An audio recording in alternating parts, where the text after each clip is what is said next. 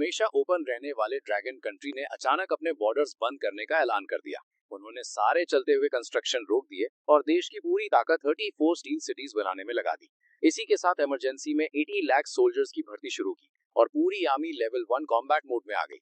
इतने तगड़े एक्शन से वेस्टर्न कंट्रीज की टेंशन बढ़ गई, पर वो ड्रैगन कंट्री का असली इरादा समझ नहीं पाए। वो बस अपना विरोध जताते रहे और मीडिया के थ्रू अटैक करते रहे। देखते ही देखते ड्रैगन कंट्री पूरे ब्लू स्टार का अकेला हॉट टॉपिक बन गया। पर बाहर वालों के सवालों और रुकावटों के आगे ड्रैगन कंट्री ने अपना पुराना शांत एटीट्यूड छोड़ दिया था। उन्होंने डायरेक्ट स्ट्रिक्ट एक्शन लिया और सारी रुकावटें रास्ते से हटा दी, क्योंकि ड्रैगन कंट्री को अचानक पता चला था कि एक हफ्ते बाद मिथोलॉजिकल एरा आने वाला है। उस टाइम अनगिनत गॉड्स और डीमंस ब्लू स्टार पर आक्रमण करेंगे। और ये होश उड़ा देने वाली खबर मेरे फोन के कचरा मैसेज से आई थी। मैसेज पर साफ लिखा था, टेल नंबर 8848 यूजर, कांग्रेचुलेशंस, आपको मिथोलॉजिकल एरा आने से पहले का इकलौता क्लोज्ड बीटा टेस्टिंग क्वालिफिकेशन मिल गया है। पहला रिचार्ज 648 का करें और लेजेंडरी प्रोफेशन पाएं। ये फालतू मैसेज देखकर मैं इसे बिना सोचे डिलीट करने ही वाला था, पर अगले ही सेकंड फोन मेरे कंट्रोल से बाहर हो गया और उसने गेम डाउनलोड करके ओपन कर दिया। मैं अपनी उंगलियां दबा दबा कर थक गया, पर कोई फायदा नहीं हुआ। क्या फोन में वायरस आ गया है? जैसे ही मैं इसे स्विच ऑफ करके रीस्टार्ट करने वाला था, अचानक मेरे फोन से एकदम सॉलिड और दमदार म्यूजिक बजने लगा और अगले ही पल तरह तरह के अजीब और खतरनाक बीस्ट मेरे सामने स्क्रीन पर आने लगे। इसकी एकदम रियल और मस्त ग्राफिक्स देकर मैं वहीं का वहीं सुनना पड़ गया। मैं अभी सोच ही रहा था कि ये गेम तो वाव से भी बढ़िया है, तभी फोन पर एक और नोटिस आया, रिस्पेक्टेड बीटा प्लेयर, कांग्रेचुलेशंस, आपने बीटा क्वालिफिकेशन एक्टिवेट कर लिया है। ये गेम मिथोलॉजिकल एरा के हेवनली टाओ कॉन्शियसनेस ने खुद बनाया है। ये ब्लू स्टार के लोगों के बचने का आखिरी मौका है। ध्यान दें, मिथोलॉजिकल एरा ठीक एक हफ्ते बाद आएगा। 7 दिन बाद बीटा क्वालिफिकेशन वापस ले लिया जाएगा और गेम पूरी तरह बंद हो जाएगा। प्लेयर्स के इन गेम कैरेक्टर की पावर 100% उनकी रियल लाइफ बॉडी में आएगी, पर पहले 6 दिन हर दिन कैरेक्टर के बेसिक स्टैट्स का सिर्फ एक हिस्सा यानी 10% ही फीडबैक मिलेगा, जब तक कि 7वें दिन की सुबह पूरी पावर ना मिल जाए। ये एक के बाद एक आने वाले प्रॉम्प्ट्स देखकर मेरा दिमाग घूम गया। क्या सच में ये गेम रियल है? खैर, मैं वेला ही था तो मैंने सोचा चलो ट्राई करके देखते हैं, और मैंने खेलना शुरू कर दिया। इस गेम की स्टोरी ऐसी थी कि एलियन बीस्ट्स ने इंसानों पर आक्रमण कर दिया है और इंसान प्रोफेशंस अवेकन करके उनसे लड़ते हैं। प्रोफेशंस मेनली 3 हिस्सों में बढ़ते थे, कॉम्बैट, लाइफस्टाइल और सपोर्ट। लो से हाई लेवल तक इनको नॉर्मल, एडवांस्ड, रेयर, लेजेंडरी और आखिर में मिथिकल प्रोफेशंस में रखा गया था। इसके अलावा कुछ एकदम इकलौती औकात वाले हिडन प्रोफेशंस भी थे। जब मैं गेम की डिटेल्स पढ़कर वापस स्क्रीन पर आया तो मैंने देखा कि गेम कैरेक्टर तो अपने आप बन चुका था और वो बिल्कुल मेरे असली चेहरे और नाम पर बेस्ड था। ये देखकर मुझे गेम के सच होने पर और ज्यादा भरोसा होने लगा। मैंने टाइम देखा, अभी शाम के 7 बज रहे थे। ये सच है या झूठ कुछ घंटों में क्लियर हो जाएगा। तो मैं गेम की इंस्ट्रक्शंस फॉलो करके प्रोफेशन ड्रॉ पूल पर चला गया ताकि अपना प्रोफेशन निकाल सकूं। ये फायदा सिर्फ बीटा प्लेयर्स के पास था। असल दुनिया के लोग तो सिर्फ अवेकनिंग के टाइम ही अपनी किस्मत आजमा सकते थे, और एक बार प्रोफेशन चुन लिया तो वो सारी उम्र तुम्हारे साथ रहेगा। रूल्स पढ़कर मैं थोड़ा सीरियस हो गया। प्रोफेशन ड्रॉ पूल पहली बार फ्री था, उसके बाद ड्रॉ करने के लिए गेम कॉइन्स या गिफ्ट पैक्स खरीदने पड़ेंगे। मैंने तुरंत फ्री ड्रॉ पर क्लिक किया। वैसे भी जब तक मैं बाइंड नहीं करता मैं ड्रॉ करता रह सकता था। इस चीज ने मुझे इन्फिनिट चॉइसेस दे दी थी। कांग्रेचुलेशंस प्लेयर, आपने नॉर्मल प्रोफेशन फार्मर ड्रॉ किया है। ये एक लाइफस्टाइल प्रोफेशन है। एक्टिवेट करने के बाद खेती बाड़ी में आपके पास सुपर टैलेंट होगा। ये देखकर मैं हल्के से हंसने लगा। सही बात है, मुफ्त की चीजें कभी अच्छी नहीं होती। चलो कोई नहीं, थोड़े पैसे लगाते हैं। मैंने तुरंत रिचार्ज मॉल चेक किया। प्रोफेशन ड्रॉ गिफ्ट पैक्स के 10 से ज्यादा टीयर्स थे, 68, 98, 128, 328, 648। मैंने हिसाब लगाया, इन सब पैक्स को मिलाकर मुझे करीब 500 ड्रॉज मिलेंगे, और हाई लेवल पैक्स में लेवल अप एक्सपीरियंस बिल्स भी थी। पैसे कम उड़ाए जाने वाले रूल को ध्यान में रखते हुए मैंने पहले 68 वाले 8 पैक्स खरीदे। इससे मुझे पूरे 70 ड्रॉज मिल गए। पर 2.5 मिनट बाद मुझे इस गेम का सबसे गंदा मजाक समझ आया। भाई, इन पूरे 70 चांसेस में मुझे सिर्फ 2 रेयर प्रोफेशंस मिले, और वो दोनों भी लाइफस्टाइल वाले थे। मैंने गुस्से में दांत पीसे और 128 वाले 3 पैक्स और खरीद लिए। फिर मैं बाथरूम गया, हाथ मुंह धोया और वापस आकर ड्रॉ करना शुरू किया। इस बार पूरे 80 ड्रॉज थे, और जो सबसे बेस्ट मिला वो एक लेजेंडरी प्रोफेशन था, पर वो भी एक हीलर नैनी का। मैं गुस्से से कांपने लगा था, पर जैसे ही मैंने उम्मीद छोड़ दी थी, अचानक एक अलग ही म्यूजिक बजने लगा। गेम के अंदर गोल्डन लाइट चमकी और स्क्रीन पर धमाका हुआ। मेरी आंखें खुली की खुली रह गईं। कंग्रेचुलेशंस प्लेयर, आपने mythical profession heroic spirit Sumner draw किया है। ये एक कॉम्बैट प्रोफेशन है। आप मरे हुए हीरोइक स्पिरिट्स को अपने साथ लड़ने के लिए बुला सकते हैं। हर 10 लेवल्स पर एक हीरोइक स्पिरिट समन कर सकते हैं। इसका डिस्क्रिप्शन पढ़कर मेरा चेहरा देर तक अजीब बनता रहा। मैंने दांत पीसे और दोबारा ड्रॉ पर क्लिक किया। हालांकि मिथिकल प्रोफेशन सबसे हाईएस्ट लेवल का था, पर आम लोग भी इसे अवेकन कर सकते थे। मैं ब्लू स्टार का अकेला बंदा था जिसके पास ये गेम था। अगर मैं सिर्फ एक मिथिकल प्रोफेशन बाइंड करूंगा तो थोड़ी बेइज्जती नहीं लगेगी? कम से कम एक इकलौता हिडन प्रोफेशन तो होना ही चाहिए ना, बस पैसे ही तो लगने हैं, अपने पास हैं। ये सोचकर मैंने आखिरी फैसला लिया और बचे हुए सारे गिफ्ट पैक्स खरीद लिए। उसके बाद मैं पागलों की तरह लगातार ड्रॉ करने लगा। लगता है ऊपर वाले ने मेरी मेहनत देख ली थी। अचानक मेरे सामने रंग बिरंगी तलवारों की परछाइयां आसमान से गिरती हुई दिखी। कंग्रेचुलेशंस प्लेयर, आपने hidden profession chaos sword master draw किया है। ये एक कॉम्बैट प्रोफेशन है। बाइंड करने के बाद आपको केओस स्वॉर्ड बॉडी मिल जाएगी। एलियन बीस्ट्स को मारने पर डबल एक्सपीरियंस मिलेगा। सारे स्वॉर्ड पाथ स्किल्स अवेकन हो जाएंगे और स्वॉर्ड स्किल्स का इफेक्ट 100% बढ़ जाएगा। ये डिटेल्स पढ़कर मेरी सारी टेंशन गायब हो गई। आखिरकार मैंने ये ड्रॉ कर ही लिया। मुझे नहीं पता इससे तगड़ा कोई और हिडन प्रोफेशन है या नहीं, पर अब मेरी जेब पूरी तरह खाली हो चुकी थी और सिर्फ 10 ड्रॉज बचे थे। मुझ जैसे अनलकी इंसान को इससे अच्छा कुछ नहीं मिलने वाला था, तो मैंने सीधा बाइंड कर क्लिक कर दिया। रिस्पेक्टेड बेटा प्लेयर चेन शुआन, कंग्रेचुलेशंस, आप केओस स्वॉर्ड मास्टर बन गए हैं। आपको केओस स्वॉर्ड बॉडी मिल गई है और आपने स्पेशल एलिमेंट की स्वॉर्ड स्किल लिंक योंग स्वॉर्ड स्लैश अवेकन कर ली है। फोन की स्क्रीन पर यह पढ़कर मेरी खुशी का ठिकाना नहीं रहा। मैं तो एकदम लकी निकला। पहली बार में ही इतना तगड़ा स्पेशल एलिमेंट अवेकन हो गया। बिना किसी देरी के मैंने बैग से मिली सारी एक्सपीरियंस विल्स दबा दी। मेरा लेवल 1 का कैरेक्टर सीधा लेवल 40 पर पहुंच गया। कुछ ही देर बाद प्रोफेशन पैनल ओपन हुआ। नाम Chen Yuan, profession chaos sword master, level 40, power 1276, physique 1767, spirit 2852, equipment none, profession skills, special type लिंक योंग sword slash ice type, frozen minds, thunder type, sword god thunder, dark type, dark domain destruction, profession talent level 50 के बाद खुलेगा। ये सब देकर मैंने satisfaction से अपना सिर हिलाया। आम इंसान की पावर, फिजिक और स्पिरिट ज्यादा से ज्यादा 10 पॉइंट तक ही होती है, पर तभी मेरे पेट में चूहे कूदने लगे। टाइम देखा तो रात के करीब 8 बज रहे थे। मैंने अपने कैरेक्टर को ऑटो गेम पर डाला ताकि वो डंजन क्लियर करके एक्सपीरियंस ले सके और मैं खुद कुछ खाने चला गया। इस वक्त मेरे अंदर एक बेचैनी आग लगा रही थी, क्योंकि पिछले 1 घंटे में मैंने करीब 9,000 रुपए गेम में उड़ा दिए थे। महीने के 4,000 कमाने वाले आम आदमी के लिए ये लिमिट से बाहर था, इसलिए मेरी और पैसे डालने की हिम्मत नहीं हुई। अगर ये गेम फेक निकला तो मुझे सड़क पर आना पड़ेगा। पता नहीं रात 12 बजे ये गेम वाली पावर सच में मेरी बॉडी में आएगी भी या नहीं। टेंशन लेने का कोई फायदा नहीं था। गेम अपना लेवल बढ़ा रहा था और मेरे पास करने को कुछ नहीं था, तो मैंने फिर से फोन उठाया और गेम की डिटेल्स ध्यान से पढ़ने लगा। मिथोलॉजिकल एरा का पूरा प्रोफेशन लेवल सिस्टम कुछ इस तरह था। Basic 100 level, king realm, true king, legendary, Holi venerable और मिथिकल मोनार्क। मिथिकल मोनार्क के ऊपर एक स्टारी स्काई एम्परर का लेवल भी था, पर वो ग्रे कलर में था, जिसका मतलब था कि मैं उसे अभी देख नहीं सका। इसके अलावा गेम के अंदर इतने सारे गिफ्ट पैक्स थे कि गिनना मुश्किल था। कुछ पैक्स की प्राइस तो मेरे होश उड़ा देने वाली थी, जैसे एक लग्जरी वीआईपी पैक था जिसमें बस एक ही चीज थी, एक ऐसी अवेकनिंग स्टोन जो रियल दुनिया में जल्दी लाई जा सकती थी, और उसकी कीमत पूरे 1 बिलियन 100 करोड़ थी। अगर मिथोलॉजिकल एरा का आना सच था तो ये कीमत ज्यादा नहीं थी, क्योंकि ऐसी चीज के लिए तो बड़े बड़े लोग लाइन लगाकर खड़े होते। इसके बाद मैंने लगभग हर एक गिफ्ट पैक को खोलकर ध्यान से देखा। कुछ चीजें देखकर मेरा मन ललचा गया, पर उनकी कीमत देखकर मुझे पीछे हटना पड़ा। मेरी जिंदगी भर की कमाई इन पैक्स का एक कोना भी नहीं थी। मॉल की बाकी चीजें देखने के बाद मैंने बीस्ट गाइड चेक की। ये गाइड शायद सारे टाइप्स के बीस्ट्स को कवर नहीं करती थी, पर इसमें बहुत सी इन्फॉर्मेशन भरी थी। कुछ बीस्ट्स का लेवल तो मिथिकल मोनार्क का था और उनकी पावर्स अजीबो गरीब थी। ऐसा लग रहा था जैसे मैं किसी मिथिकल चिड़ियाघर में आ गया हूँ। तभी धड़कते दिल के साथ आखिरकार रात के 12 बज गए। जैसे ही फोन का टाइम 000000 हुआ, फोन के अंदर से एक आवाज आई। Respected beta player Chen Shuan, congratulations, आपने पहले दिन ही अपना लेवल 45 कर लिया है। आपकी रियल बॉडी को 10% बेसिक स्टैट्स की पावर फीड की जाएगी। भाई, गेम कैरेक्टर की स्टैट्स हजारों में थी और उसका 10% भी कुछ 100 पॉइंट्स होता है। आम इंसान की 10 पॉइंट्स के लिमिट के आगे ये स्टैट्स मुझे ब्लू स्टार पर इनविंसिबल बना देंगी। अचानक मेरे पूरे कमरे में चमकती हुई रोशनी फैल गई। हवा में सुनहरे लाइट्स बने और फिर एक तूफान की तरह मेरी बॉडी के अंदर घुसने लगे। ये सुकून इतना ज्यादा था कि मैं लगभग चिल्ला पड़ा। मैं ठीक से महसूस कर सकता था कि मेरे बॉडी के सेल्स फुल पावर से भर रहे हैं। एक जबरदस्त ताकत मेरे अंदर दौड़ने लगी थी, यहाँ तक कि मेरी पीली स्किन भी एकदम साफ और मुलायम हो गई थी। इस वक्त मैं साफ देख सकता था कि मैं बहुत स्ट्रांग हो गया हूँ, पर मैं एग्जैक्टली कितना स्ट्रांग हुआ हूँ इसका मुझे कोई आइडिया नहीं था। ये कंफर्म करने के लिए मैं उठा और किचन में गया। मैंने एक फ्रूट नाइफ उठाया और अपने पैर पर जोर से मार दिया। बिना किसी डाउट के जो चीज टूट कर गिरी वो फ्रूट नाइफ था। भाई, सच में मेरी लॉटरी लग गई।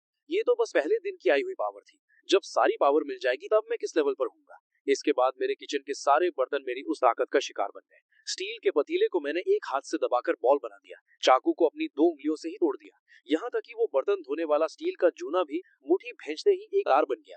ढेर सारे टेस्ट करने के बाद मेरा उड़ता हुआ दिल आखिरकार शांत हुआ। अब ये पक्का था कि ये end of the world real है। भले ही मिथोलॉजिकल एरा का आना इंसानों के लिए गॉड बनने का एक मौका हो, पर शुरुआत में ये एक बहुत बड़ी आफत होगी। अचानक अटैक होने से न्यूक्लियर वेपन्स रखने वाले बड़े देश भी बहुत नुकसान झेलेंगे। न्यूक्लियर वेपन्स इन खतरनाक बीस्ट्स को मार पाएंगे या नहीं, ये तो बात की बात है, पर इसका इम्पैक्ट ब्लू स्टार कभी झेल नहीं पाएगा। अब जबकि मेरे पास ये पावर आ गई है, तो मैं अपने देश हुआ शिया को तबाह होते हुए चुपचाप कैसे देख सकता हूँ? और वैसे भी अगर मुझे देश का सपोर्ट मिल जाए तो इस एक हफ्ते में मेरा लेवल आसमान छू लेगा। मुझे नहीं लगता कि मैं सिर्फ ऑनलाइन लोन ले लेकर खुद को बढ़ा पाऊंगा। मैं एक्साइटमेंट के मारे पूरी रात सो नहीं पाया। अगली सुबह जल्दी मैं एक इंसान को ढूंढने निकल गया। वो मेरी पुरानी रियल एस्टेट कस्टमर थी और TN high city hall office की डायरेक्टर थी। सुना था कि इस औरत के पीछे अच्छा खासा बैकग्राउंड है, इसीलिए मैंने उसको कांटेक्ट करने का ठीक समझा। मेरे पास कोई रीबर्थ जैसी चीज तो थी नहीं और ना ही पिछली दुनिया की कहानी पता थी, तो मैंने सोचा इसके नेटवर्क के थ्रू बड़े लोगों से कांटेक्ट बनाऊं ताकि हम साथ मिलकर काम कर सके। पर जब मैंने कल का पूरा किस्सा लिन टोंग को बताया तो उसके चेहरे पर सिर्फ एक मजाकिया स्माइल थी। कमीने, तेरी हिम्मत कैसे हुई? एक सरकारी ऑफिसर के साथ मजाक कर रहा है? दिमाग खराब हो गया क्या तेरा? उसने तुरंत गार्ड्स को बुलाया ताकि मुझे बाहर फेंकवा सके। मुझे इस रिएक्शन से कोई हैरानी नहीं हुई, किसी को भी मेरी बात सुनकर यही लगा, डायरेक्टर लिन, मैं अपनी बात साबित कर सकता हूँ। ठीक है, मैं तुझे एक चांस देती हूँ साबित करने का। लिन टोंग ने अपने दोनों हाथ सीने पर बांधे और चेयर पर पीछे टिकर मुझे देखते हुए कहा। मैंने ऑफिस के चारों तरफ देखा, फिर साइड में रखी एक सॉलिड लकड़ी की टेबल के पास गया। मैंने लिन टोंग की आंखों में देखते हुए एकदम शांत आवाज में कहा, ये है वो पावर जो मुझे मिली है। मेरी बात पूरी भी नहीं हुई थी कि एक बड़ा धमाका हुआ। मैंने उसकी सॉलिड लकड़ी की टेबल पर बस एक थप्पड़ मारा और अगले ही पल वो पूरी टेबल चूरा चूरा होकर धूल बन गई। शायद मुझे लगा कि अपना लेवल साबित करने के लिए काफी नहीं है, तो मेरी नजर कोने में रखी सेफ पर गई। मैं आगे बढ़ा और एक सीधा पंच मारा जिससे उस लोहे के सेफ में एक बड़ा सा गड्ढा पड़ गया। अगर मुझे इस बिल्डिंग को गिराने का डर न होता तो मैं उस पूरी दीवार को ही उधेड़ देता। ये देखकर लिन टोंग की आंखें फटी की फटी रह गई और उसके चेहरे पर टेंशन के पसीने दिखने लगे। बड़े बैकग्राउंड से होने की वजह से उसको पता था कि आज की दुनिया में कुछ मार्शल आर्टिस्ट एग्जिस्ट करते हैं। उसने खुद उन लोगों को देखा था जो अकेले 10 आम लोगों को बीट कर रख देते थे, पर उनकी पावर मेरे इस लेवल के आगे कुछ नहीं थी। जब वो चुप रही तो मुझे लगा कि उसके दिमाग में अभी भी डाउट है। मैं तुरंत उसके पास गया और बोला, इस ऑफिस में मैं ठीक से पावर दिखा नहीं पाऊंगा। मेरे पास जो की और ताकत है वो इससे कहीं ज्यादा डेंजरस है। मेरी बात सुनकर लिन टोंग की सांसें तेज हो गईं। जो पावर मैंने अभी दिखाई थी वो लोगों को डराने के लिए काफी थी, पर वो सिर्फ मेरी पावर का छोटा हिस्सा था। अगर चेन शोन के पास सच में इतनी पावर है तो इसका मतलब उसका मिथोलॉजिकल एरा के आक्रमण वाला सच भी रियल है। ये समझने के बाद लिन टोंग का चेहरा डर और सवालों से भर गया। अगर मैं तेरी बात मान भी लूं तो तेरा असली मकसद क्या है? मेरा प्लान है कि मैं देश के साथ मिलकर काम करूं। भले ही टाइम सिर्फ एक हफ्ता बचा है, पर पूरे देश की ताकत लगाकर एक हफ्ते में भी बहुत कुछ उखाड़ा जा सकता है। मेरी बात सुनकर लिन टोंग ने थोड़ा दिमाग लगाया और देर तक सोचने के बाद आखिरकार उसने अपनी डेस्क से फोन उठाया और कॉल लगा दी। भले ही उसको अपने दादाजी की असली आइडेंटिटी नहीं पता थी, पर ऐसी आफत के टाइम अपने उस रहस्यमयी दादाजी को ही कॉल मिलाना पड़ता। सारी बातें बताने के बाद लिन टोंग ने अपना फोन मेरी तरफ कर दिया। फोन से एक भारी आवाज वाले बुढ़े आदमी की आवाज आई। हेलो दोस्त चैन, तुमने जो भी कहा क्या वो 100% सच है? बिल्कुल ठीक बात। मेरी बॉडी की चेंजेस के अलावा मेरे पास और भी तरीके हैं साबित करने के, पर मुझे देश की सपोर्ट चाहिए। शाओ टोंग के अलावा क्या तुमने किसी और को ये बात बताई है? नहीं, मैं सुबह जल्दी निकल गया था। लिन टोंग काली इंसान है जिससे मैंने बात की है। दोस्त बस थोड़ा टाइम रुको, मैं अभी किसी को तुम्हें लेने भेजता हूँ। कॉल कट हुई और दूसरी तरफ लिन शुओंग का चेहरा बहुत सीरियस हो गया। वो लगभग 70 साल का होने वाला था और उसने पहली बार ऐसी अजीब बात सुनी थी, पर क्योंकि ये देश का बड़ा मैटर था, अगर 1% भी सच्चाई है तो इसे इग्नोर नहीं किया जा सकता। अगर उसकी लापरवाही से देश तबाह हो गया तो वो पूरे देश का गुनहगार बन जाएगा। ये सोचते ही उसने अपने असिस्टेंट को जोर से आवाज लगाई, गाड़ी लगाओ, ऊपर के ऑफिसर से मीटिंग करनी है। दूसरी तरफ ऑफिस में बैठे हुए मैं थोड़ा बोर हो रहा था, तो मैंने अपना फोन निकाला और वापस गेम ओपन कर लिया। मेरा लेवल अभी तक 50 पर पहुंच चुका था। तभी एक और आवाज आई, कांग्रेचुलेशंस प्लेयर चेन शुआन, आपका प्रोफेशनल लेवल 50 पहुंच गया है। अब आपके लिए टैलेंट एक्सट्रैक्शन पूल शुरू हो गया है। आप किंग रेल्म से पहले रैंडमली टैलेंट्स ड्रॉ कर सकते हैं। आपका प्रोफेशन मैक्सिमम 5 टैलेंट्स बाइंड कर सकता है और एक बार बाइंड करने के बाद उसे हटाया नहीं जा सकता। इसके साथ ही प्रोफेशन स्किल स्क्रीनिंग खुल गई है और वुडोंग फियर्स रेल्म डंजन भी शुरू हो गया है। इस डंजन को क्लियर करने पर आपको स्किल स्क्रॉल्स मिलेंगे। बेशक आप मॉल से भी स्क्रॉल्स खरीद सकते हैं। इंटरफेस में ये प्रॉम्प्ट देखकर मेरी आंखें चमकने लगी और मैंने तुरंत गेम मॉल ओपन किया और प्राइस देखते ही मेरा चेहरा उतर गया। भाई, सबसे basic talent draw gift pack की कीमत 3 लाख कॉइन्स थी और एडवांस वाले तो सीधा 1 मिलियन तक थे। मेरा तो मन कर रहा था गेम वालों को गाली दे दूं। मैंने अपनी आधी जिंदगी मेहनत करके जो कमाया था उससे मैं एक थके हुए बेसिक टैलेंट पैक का हिस्सा भी नहीं खरीद पा रहा था। घर लेने की बात तो दूर की है, स्किल स्क्रोल्स का हाल तो और भी रुला देने वाला था। सबसे घटिया क्वालिटी का सफेद स्क्रोल 1 मिलियन का था। मैंने ऑनलाइन मॉल में उनको टच करने की हिम्मत भी नहीं की। मैं अभी अपनी इस गरीबी को रो ही रहा था कि दरवाजे पर आवाज हुई। उसके बाद करीब 10 फौजी ड्रेस में मिलिट्री वाले अंदर आए और मेरी तरफ बढ़ते हुए सलूट ठोक दिया। मिस्टर चैन, कृपया हमारे साथ चलिए। और डायरेक्टर लिन, आपको भी चलना पड़ेगा। तकलीफ के लिए माफी चाहते हैं। मैं उठकर उन्हें वापस सलूट किया और बिना किसी हेजिटेशन के बाहर चल दिया। जब हम कॉरिडोर में आए तो वहाँ 20 से ज्यादा आर्मी वाले फुल वेपन तैयारी में खड़े थे। मुझे लगा यही बहुत बड़ी सिक्योरिटी है, पर जब मैं नीचे उतरा तो मेरे होश उड़ गए। मुझे समझ आया कि देश ने इस मैटर को कितना सीरियसली लिया था। पूरे 10 से ज्यादा आर्मर्ड गाड़ियां बिल्डिंग के बाहर एक एक लाइन में खड़ी थी और आसमान में 2 WZN हेलीकॉप्टर्स नीचे चक्कर काट रहे थे। यहाँ तक कि आसपास की सड़कों को पूरी तरह लॉक करके पब्लिक को रोक दिया गया था। देश का ये तगड़ा रिएक्शन देखकर मेरे अंदर थोड़ा डर बैठने लगा। आखिर किसी को नहीं पता था कि ये मिथोलॉजिकल एरा असल में कैसा होगा, और टाइम बहुत कम था। भले ही पूरा देश अपनी पूरी ताकत लगा दे, तब भी हर किसी को बचाना नामुमकिन होगा। उस टाइम पता नहीं कितनी भयंकर तबाही आएगी। गाड़ी में बैठते ही मैं आने वाली इस आफत को रोकने के प्लान सोचने लगा। सोचकर हंसी आती है कि कुछ दिन पहले मैं एक छोटा सा ऑफिस वर्कर था और अब मैं देश के सबसे बड़े कामों की टेंशन ले रहा था। जिंदगी सच में बहुत अजीब है। इस तरह लगभग 1 घंटा बीता और गाड़ी रुकी। एक सॉलिड बॉडी वाला आदमी हमारी तरफ आया। मिस्टर चेन, मैं ईस्टर्न मिलिट्री रीजन का कमांडर लिन जैन ये हूँ। बिना घुमाए फिरा के बात करूंगा। हम चाहते हैं कि आप कुछ टेस्ट्स में हमारा साथ दें ताकि हम आपकी बातों को कंफर्म कर सकें। मुझे इसमें कुछ अजीब नहीं लगा। इतना बड़ा देश का मामला सिर्फ मेरी बातों पर तो ठीक नहीं मान सके। उसके बाद लिन जैन ये मुझे एक बड़े से हॉल में ले गए। उस हॉल के अंदर पहले से ही ढेर सारे टेस्टिंग मशीन्स और दर्जनों रिसर्च एक्सपर्ट्स तैयार थे। लिन जैन ये ने ढेर सारे टॉप लेवल के लोगों को एक सीक्रेसी एग्रीमेंट साइन करवाया और फिर बोले, मिस्टर चेन, ये है dragon country academy of sciences के एकेडमिशियन ये शेंग। ये आपके टेस्ट सुपरवाइज करेंगे। थोड़ी देर की फॉर्मेलिटीज के बाद व्हाइट लैब कोट पहने ये शेंग ने थोड़ी दूर रखे एक सॉलिड स्टील डमी की तरफ इशारा करके मुझे बोला, मिस्टर चेन, कृपया अपनी पूरी पावर और की लगाकर इस डमी पर अटैक करें। मैंने ठीक है कहकर सिर हिलाया और चुपचाप उस डमी के पास चला गया। इस वक्त वहाँ खड़े हर एक इंसान ने अपनी सांस रोक ली थी और वो मेरी तरफ बिना बल के झुकाए देख रहे थे। यहाँ तक कि कैपिटल में बैठे ड्रैगन कंट्री के टॉप ऑफिशियल्स भी शांति से लाइव स्क्रीन देख रहे थे। अचानक एक जोर का धमाका हुआ। कान बहरे कर देने वाली आवाज के बाद जब सबने ध्यान से देखा तो उन्हें दिखा कि वो डमी मेरे एक ही अटैक से चूरा चूरा हो चुका था। यहाँ तक कि उसने पीछे वाली दीवार में भी एक बड़ा सा गड्ढा कर दिया था। इस पल में आकर लिन जानिए को असलियत समझ आई कि मैंने उसके ऑफिस की टेबल तोड़ते वक्त अपने पंच को कितना ज्यादा कंट्रोल करके रखा था।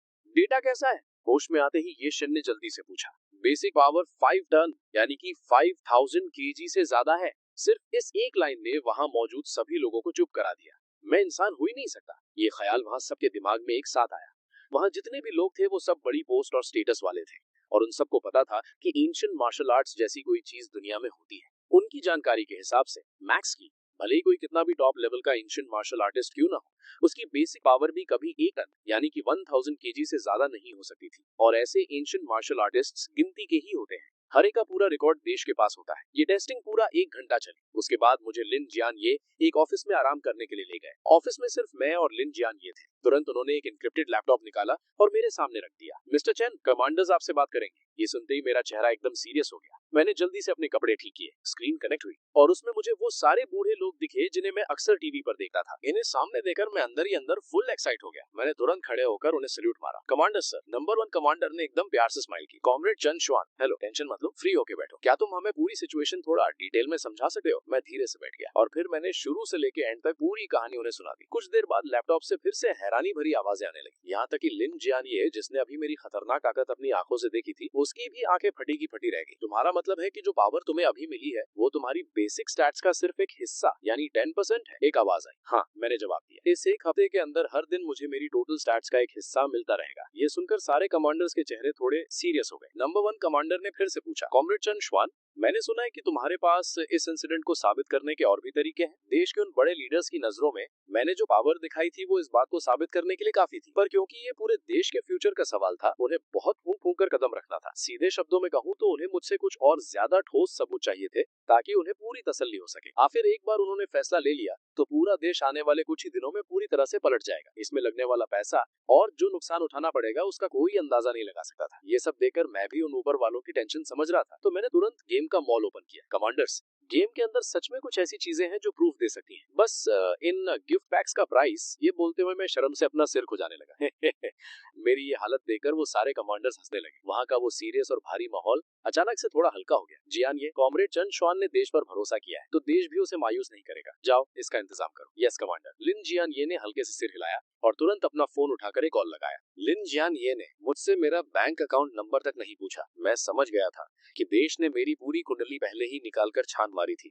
आज के दिन शायद लिन जियान ये को मेरे बारे में मुझसे ज्यादा पता था और थोड़ी ही देर में पूरे 10 लाख रुपए मेरे अकाउंट में जमा हो गए। मैंने भी बिना किसी देरी के सीधा गेम में वही गिफ्ट पैक खरीद लिया जो मैंने पहले से चुना हुआ था। अचानक से एक व्रूम की आवाज आई और मेरे सामने की हवा एकदम से मरोड़ने लगी और फिर एक बहुत ही सुंदर और पुरानी सी तलवार मेरे सामने हवा में प्रकट हो गई। ये देखकर पास खड़े लिन जियान ये के होश उड़ गए। इतने पास से अगर मैं उस पर हमला करता तो उसे चिल्लाने तक का मौका नहीं मिलता। लिन जियान ये तो एकदम अलर्ट हो गया था, पर वो सारे कमांडर्स उस हवा में तैरती तलवार को देखकर दंग रह गए थे। मैंने तुरंत उन्हें समझाया, ये गेम का एक वेपन है, ये लेवल 5170 वाला स्पिरिट ग्रेड का हथियार है। ये इतना तेज है कि आम बुलेट प्रूफ गाड़ियां भी इसका एक बार नहीं झेल पाएंगी। सच तो ये है कि मैंने खुद कभी ऐसा हथियार नहीं चलाया था, इसलिए मैंने बहुत संभाल कर बात की थी। ये सुनकर वो कमांडर्स एक तरफ शॉक में थे तो दूसरी तरफ उन्होंने तुरंत मीटिंग बंद करके आपस में बात करने का फैसला किया। अगर पहले दिखाई हुई पावर्स ने उन्हें थोड़ा डाउट में रखा था तो इस तलवार के प्रकट होने के तरीके ने उनका इरादा एकदम पक्का कर दिया।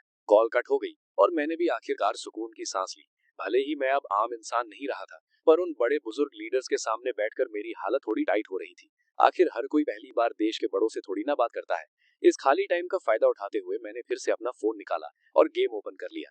डोंगकोंग मिलिट्री रीजन आने से पहले मैं पहले ही अपने कैरेक्टर को वुडोंग फियर्स रियल्म डंजन में ट्रायल के लिए भेज चुका था। इसी बीच मेरा लेवल भी 52 तक पहुंच गया था। सिर्फ 1 घंटे में 2 लेवल बढ़ गए। लगता है इस वुडोंग फियर्स रियल्म में आम डंजन से कहीं ज्यादा एक्सपीरियंस मिलता है। पता नहीं जब असली मिथोलॉजिकल एरा सच में आएगा तो असली दुनिया में ये डंजन्स किस शक्ल में होंगे। 1 घंटे बाद वीडियो कॉल फिर से कनेक्ट हुई। सारे कमांडर्स के चेहरे बहुत गंभीर थे। नंबर 1 कमांडर तो बस मुझे ही घूरे जा रहे थे। कमांडर चेन शुआन, मीटिंग में ये डिसाइड हुआ है कि देश अब एक मिथोलॉजिकल स्पेशल ब्यूरो बनाएगा जो सीधा ड्रैगन कंट्री कैबिनेट के कंट्रोल में रहेगा। इसके डायरेक्टर तुम होगे और कॉमरेड लिन जियान ये डेप्यूटी डायरेक्टर बनेंगे। इस ब्यूरो का HQ अभी के लिए डोंगपेंग बेस में ही होगा। तुम और लिन जियान ये आपस में बात करके इसका पूरा सिस्टम बनाओ और हमें रिपोर्ट दो। इसके साथ ही ये पहला ऑर्डर है, अगले 1 हफ्ते तक देश का हर काम इस ब्यूरो के लिए रास्ता छोड़ेगा ताकि हम आने वाली आफत का सामना कर सके। और तुम्हारा अगले कुछ दिनों का सबसे बड़ा काम ये है कि गेम में अपना लेवल जितना हो सके ऊपर ले जाओ। जितने भी पैसे लगेंगे वो सब देश के खजाने से आएंगे। ये सब सुनकर तो मेरे दिमाग का दही हो गया। मैं तो बस देश का सपोर्ट चाहता था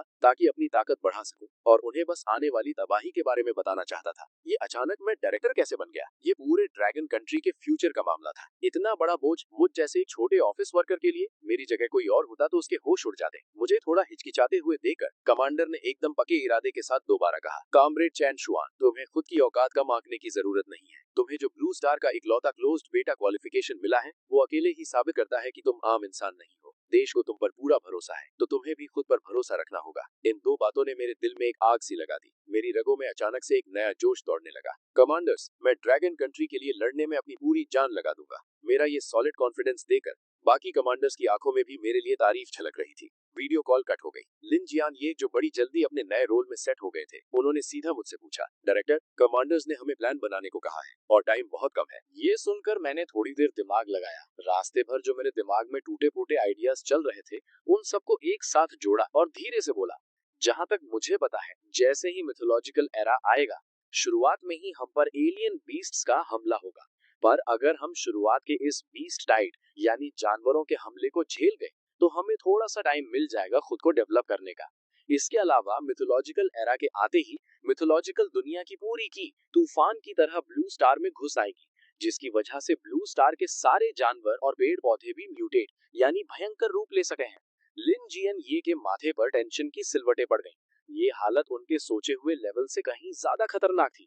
अगर ऐसा ही है जैसा तुम कह रहे हो तो इसका मतलब ड्रैगन कंट्री को सिर्फ मिथोलॉजिकल एरा के बीस्ट से ही नहीं बचना होगा बल्कि ब्लू स्टार के अपने ही म्यूटेटेड जानवरों और पेड़ पौधों से भी बचना पड़ेगा।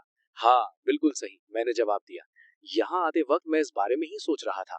मैंने दिमाग में एक बेसिक प्लान सेट कर लिया है। पहला पॉइंट ये है कि हमें बहुत बड़े लेवल पर आर्मी में भर्ती करनी होगी ताकि मिथोलॉजिकल एरा की आफत का सामना किया जा सके, क्योंकि ये कोई छोटी मोटी लड़ाई नहीं होने वाली। हमारे ड्रैगन कंट्री को लगातार नई आर्मी और फोर्स की जरूरतें पड़ेंगी।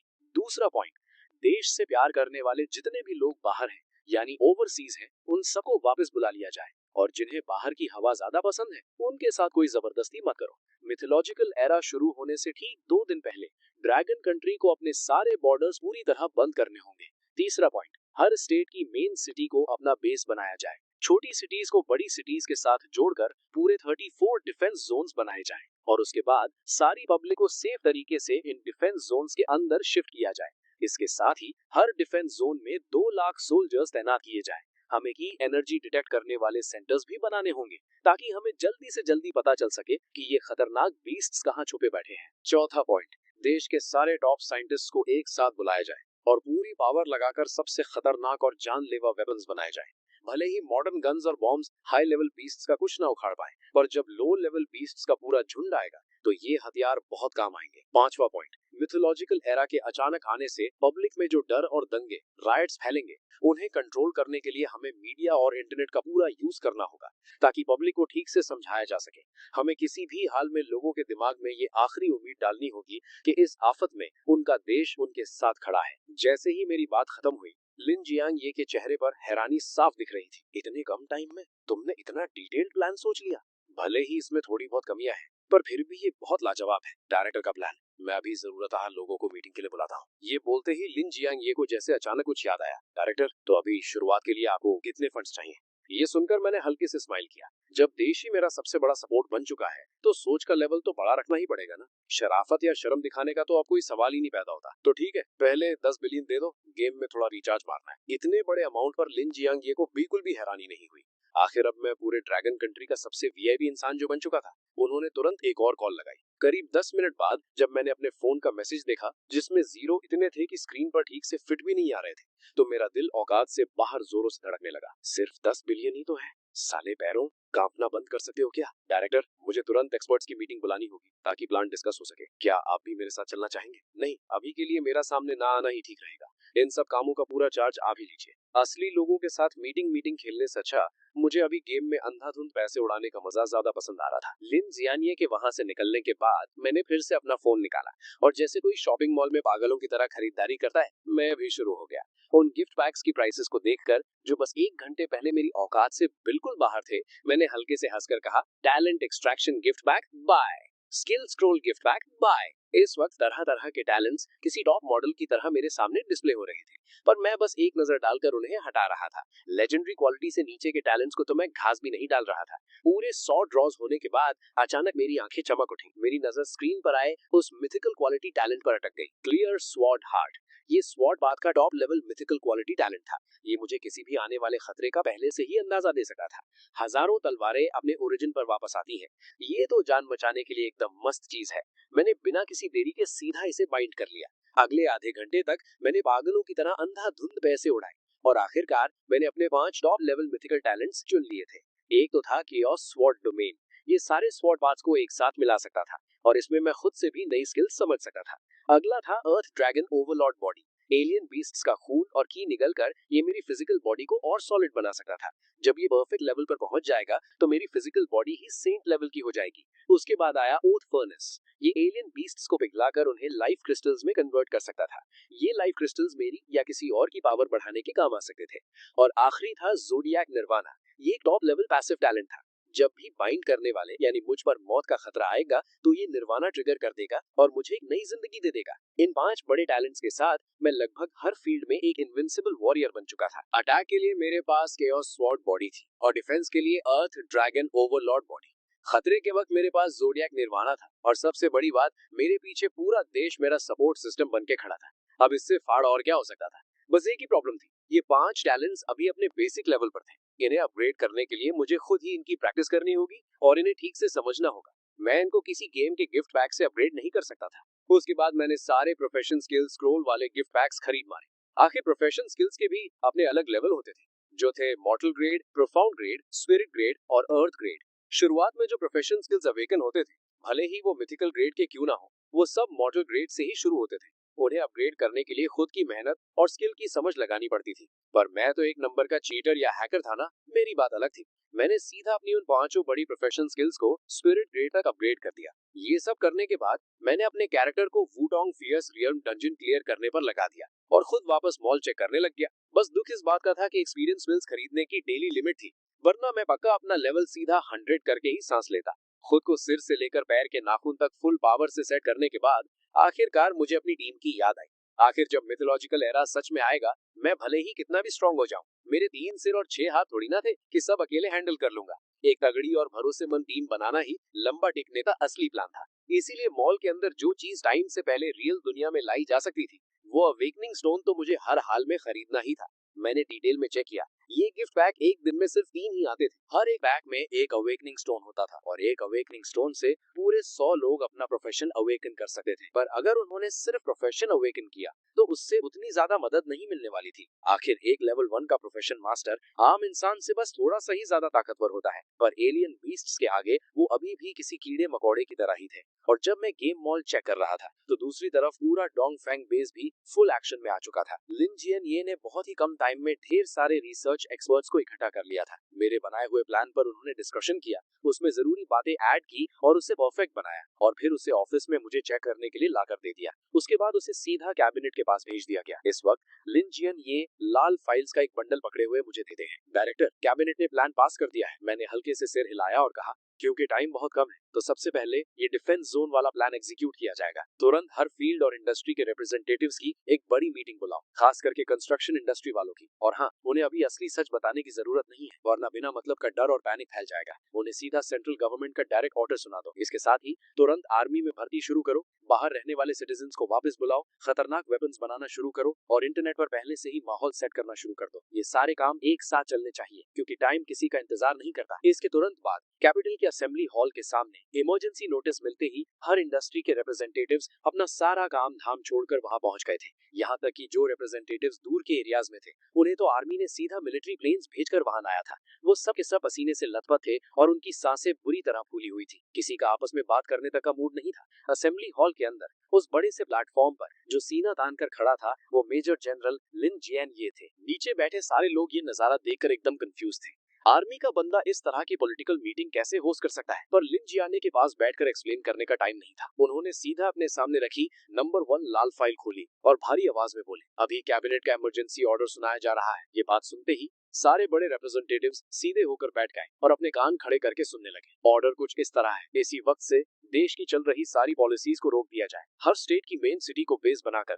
छोटी सिटीज को बड़ी सिटीज के साथ जोड़ा जाए और 34 डिफेंस जोन्स बनाए जाए। सारी कंस्ट्रक्शन और माइनिंग कंपनीज को ऑर्डर दिया जाता है कि वो अपनी पूरी ताकत सिर्फ इस प्लान पर लगा दें। यहाँ तक आते आते पूरे हॉल में इतना सन्नाटा छा गया कि सुई गिरे तो उसकी भी आवाज सुनाई दे। सारे रिप्रेजेंटेटिव्स फटी आंखों से लिन जियाने को घूरने लगे। 200 करोड़ की आबादी वाले इतने बड़े देश को अचानक रोक देना और देश की पूरी ताकत सिर्फ एक काम पर लगा देना, ये तो ड्रैगन कंट्री की इकोनॉमी को पूरी तरह तबाह करने जैसा था। अगर उन्हें ये ना पता होता कि वो देश के सबसे बड़े असेंबली हॉल में बैठे हैं तो उन्हें पक्का लगता कि किसी पागल से उनका पाला पड़ गया है। ये पूरी कैबिनेट का एक साथ पास किया हुआ ऑर्डर है। आप सबको अब बस इसे फॉलो करना है और देश का पूरी तरह साथ देना है। ये कहकर लिन जियानिया सीधा वहां से निकल गए और पीछे छोड़ गए उन रिप्रेजेंटेटिव्स को जो एक दूसरे की शक्ल देख रहे थे। जैसे ही असेंबली हॉल का बड़ा दरवाजा खुला, बाहर वेट कर रहे रिपोर्टर्स का सब्र टूट गया। बॉस वैंग, क्या बता सकते हैं कि मीटिंग में क्या हुआ? बॉस माँ, क्या ये इंटरनेट, ऑनलाइन शॉपिंग या कुरियर से रिलेटेड कुछ है? बहुत सारे रिपोर्टर्स के सवालों का किसी ने कोई जवाब नहीं दिया। अचानक भीड़ में से एक बंदे की चिल्लाने की आवाज आई, ओ भाई जल्दी वेबो चेक करो सब। ये सुनते ही सारे रिपोर्टर्स ने फटाफट अपने फोन निकाले। उन्होंने देखा कि मिथिकल स्पेशल ब्यूरो नाम का एक ट्रेंडिंग टॉपिक तेजी से नंबर 1 पर आकर बैठ गया था। यहाँ तक कि टॉप 10 ट्रेंडिंग सर्चेस भी सिर्फ और सिर्फ मिथिकल स्पेशल ब्यूरो के बारे में ही थी। सबसे बड़ी हैरानी की बात तो ये थी कि इस नए बने हुए ब्यूरो के ऑफिशियल वेबो अकाउंट के नीचे एक ऐसी पोस्ट थी जिसने पूरे ड्रैगन कंट्री और ब्लू स्टार की नींव हिला दी थी। अभी इसी वक्त से बाकी सारी नेशनल पॉलिसीज रोकी जाती हैं। अपना पूरा फोकस डिफेंस जोन प्रोजेक्ट को लागू करने पर होगा। मिथिकल स्पेशल ब्यूरो अपने देश के सभी कंस्ट्रक्शन वर्कर्स से अपील करता है कि देश की आवाज सुने और डिफेंस जोन बनाने में मदद करें। अभी इसी वक्त से देश के 20 से 40 साल के सभी सिटीजन्स के लिए आर्मी रिक्रूटमेंट खुल चुकी है। टारगेट 80 लाख नई फोर्स बनाने का है। एक्स आर्मी वालों को पहली प्रेफरेंस मिलेगी। मिथिकल स्पेशल ब्यूरो जोशीले जवानों से आर्मी ज्वाइन करने की अपील करता है। मिथिकल स्पेशल ब्यूरो सभी बाहर रहने वाले देशभक्तों को तुरंत देश वापस आने का आदेश देता है। बहुत जल्द ड्रैगन कंट्री पूरी तरह सील हो जाएगा। अगर वापस नहीं आए तो अपनी जान के जिम्मेदार तुम खुद होगे। ये सारे फैसले ड्रैगन कंट्री के नंबर 1 कमांडर की कैबिनेट और मेरी यानी मिथिकल स्पेशल ब्यूरो के चीफ की अप्रूवल के बाद सबकी सहमति से पास हुए हैं। इन्हें तुरंत लागू किया जाए। ये पोस्ट आते ही बड़े बड़े मीडिया हाउसेज ने इसे दबा के शेयर किया। कुछ ही मिनटों में व्यूज 10 करोड़ क्रॉस कर गए और कमेंट्स 10 लाख से ज्यादा हो गए। ओ भाई, ये आखिर हो क्या रहा है? क्या वॉर शुरू होने वाली है? 20 साल का सिंगल लौंडा आर्मी ज्वाइन करने के लिए अप्लाई कर रहा है। 5 साल का पुराना फौजी वापस ड्यूटी पर आने की रिक्वेस्ट कर रहा है। कॉन्ट सीमेंट देश के आदेश का इंतजार कर रहा है। लियू गैंग ग्रुप देश के हर फैसले के साथ है। एमसीसी ग्रुप जनता की सेवा के लिए तैयार है। एक ही पल में इन कमेंट्स ने पूरे देश वालों का दिल छू लिया और जो पीछे छुपे हुए दुश्मन थे उनकी तो पैंट गीली कर दी। सिर्फ वो एक जैसी यूनाइटेड आवाज सुनकर ही किसी के भी रगों में खून खौल उठे। भले ही उन्हें अभी तक इसके पीछे का असली रीजन नहीं पता था, भले ही इससे उनका ब्राइट फ्यूचर बर्बाद हो सकता था, यहाँ तक कि उनकी जान भी जा सकती थी, फिर भी एक सिंगल बंदे ने देश के फैसले पर सवाल नहीं उठाया। ये थी हमारी ह्यूएक्शिया की यूनिटी, ये थी ड्रैगन की असली पावर। देश के अंदर पब्लिक का जोश एकदम हाई था, पर दूसरी तरफ वो खुद को फ्री बोलने वाले कंट्रीज शॉक में सुन पड़े थे, क्योंकि अगर यही सब उनकी जमीन पर हो रहा होता तो यूनाइटेड सपोर्ट की तो दूर की बात है, लगता है अनगिनत लोग सड़कों पर उतर आते प्रोटेस्ट करने, यहाँ तक कि दंगे फसाद भी शुरू हो जाते। उसी वक्त ईगल कंट्री के व्हाइट हाउस के अंदर वो सुनहरे बालों वाला लौंडा डोनाल्ड गुस्से से फट रहा था। व्हाट द फक, ये ड्रैगन कंट्री आखिर करना क्या चाहता है? 80 लाख की नई आर्मी तो चलो ठीक है, पर उन्होंने अपने बॉर्डर सील करके सारा ट्रेड रोक दिया है। क्या वो लोग वर्ल्ड वॉर 3 शुरू करना चाहते हैं? पता लगा, अपनी सारी पावर लगा दो और मुझे पता करके दो। और जो देश हमारे ड्रैगन कंट्री के दोस्त थे, उन्होंने भी लगातार नंबर 1 कमांडर को कॉल लगाया, पर उन्हें बस एक ही जवाब मिला, नो कमेंट्स। दोस्ती का फर्ज निभाते हुए नंबर 1 कमांडर ने उन्हें इशारा जरूर दिया, दुनिया एक ऐसी तबाही का सामना करने वाली है जो पहले कभी नहीं आई। मेरे दोस्तों, बेहतर होगा तुम लोग जल्दी से जल्दी अपनी तैयारी शुरू कर दो। ये वार्निंग जल्दी ही बाकी देशों तक भी पहुंच गई, और उन कमीनों ने इसे हल्के में लिया। एक तो वो यकीन नहीं कर रहे थे, और दूसरा अगर उन्होंने यकीन कर भी लिया होता ना, तब भी उनकी औकात नहीं थी ये सब करने की। हर किसी देश के पास हमारे ड्रैगन कंट्री जैसा जिगरा और इन्फ्लुएंस थोड़ी होता है। डोनाल्ड तो अपने ट्विटर पर फॉलोअर्स बढ़ाने के लिए ट्वीट फेलने में लगा था। सब शांति रखो, ड्रैगन कंट्री को मेरे से ज्यादा बेहतर कोई नहीं समझता। वो पक्का कोई फेक माइंड गेम खेल रहे हैं ताकि ब्लू स्टार में भौकाल मचा सके। तुम लोग इनके जाल में मत फंसना। इंटरनेट पर तो आग लगी हुई थी, पर रियल लाइफ में सीन और भी ज्यादा फायर था। ड्रैगन कंट्री के सारे बड़े टीवी चैनल्स प्राइम टाइम पर लगातार मेरे मिथिकल स्पेशल ब्यूरो के आदेश चला रहे थे। जनता ने जैसे ही आदेश सुना, तुरंत एक्शन मोड में आ गई। अनगिनत वर्कर्स अपना सामान बांधकर प्रोविंशियल कैपिटल्स की कंस्ट्रक्शन साइट्स पर निकल पड़े। सही उम्र वाले जवान और एक्स आर्मी वाले अपने परिवारों को अलविदा कहकर आर्मी ज्वाइन करने चल दिए। बाहर की कंट्रीज में जो हमारी एम्बेसीज थी, उन्होंने रातों रात नोटिस निकाल दिए, हर जगह फैली हुई हमारी ड्रैगन कंट्री की जनता को वापस बुलाने के लिए। और हमेशा कुछ नल्ली हड्डी वाले लोग होते ही हैं, वो अपने फॉरेन बापों के साथ मिलकर हमारा मजाक उड़ा रहे थे और पूरे कॉन्फिडेंस से भौंक रहे थे कि वो लोग कभी वापस नहीं आएंगे। डोंग फेंग बेस के एक मीटिंग रूम में लिन जियानिये ने टेबल पर हाथ मारते हुए पूछा, अभी इंटरनेट पर कैसा माहौल चल रहा है? इंटरनेट टीम के हेड ने सच सच बताया, देश के अंदर पब्लिक का जोश एकदम हाई है। जो थोड़ी बहुत नेगेटिव आवाजें उठ रही थी, उन्हें हमने पहली फुर्सत में ही दबा दिया है। और रही बात बाहर की, तो ज्यादातर लोग हमें नीचा दिखाने में लगे, यहाँ तक कि कुछ बड़े फाइनेंशियल मगरमच्छ इस मौके का फायदा उठाकर हमारी इकोनॉमी से पैसा छापने की प्लानिंग कर रहे हैं। इन सब में सबसे ज्यादा नेगेटिव कमेंट्स हमारे उन स्टूडेंट्स के हैं जो बाहर पढ़ रहे हैं और ट्विटर पर भौंक रहे हैं। इसका इम्पैक्ट बहुत गंदा पड़ रहा है। ये सुनकर मैं जो मेन सीट पर बैठा था, मेरा चेहरा एकदम शांत था। मैंने भारी आवाज में कहा, जिनके खून में ही गद्दारी भरी है, उनकी टेंशन मत लो और ना ही उन्हें मनाने की जरूरत है। हमें सिर्फ उनका ध्यान रखना है जो अपने देश से सच्चा प्यार करते हैं।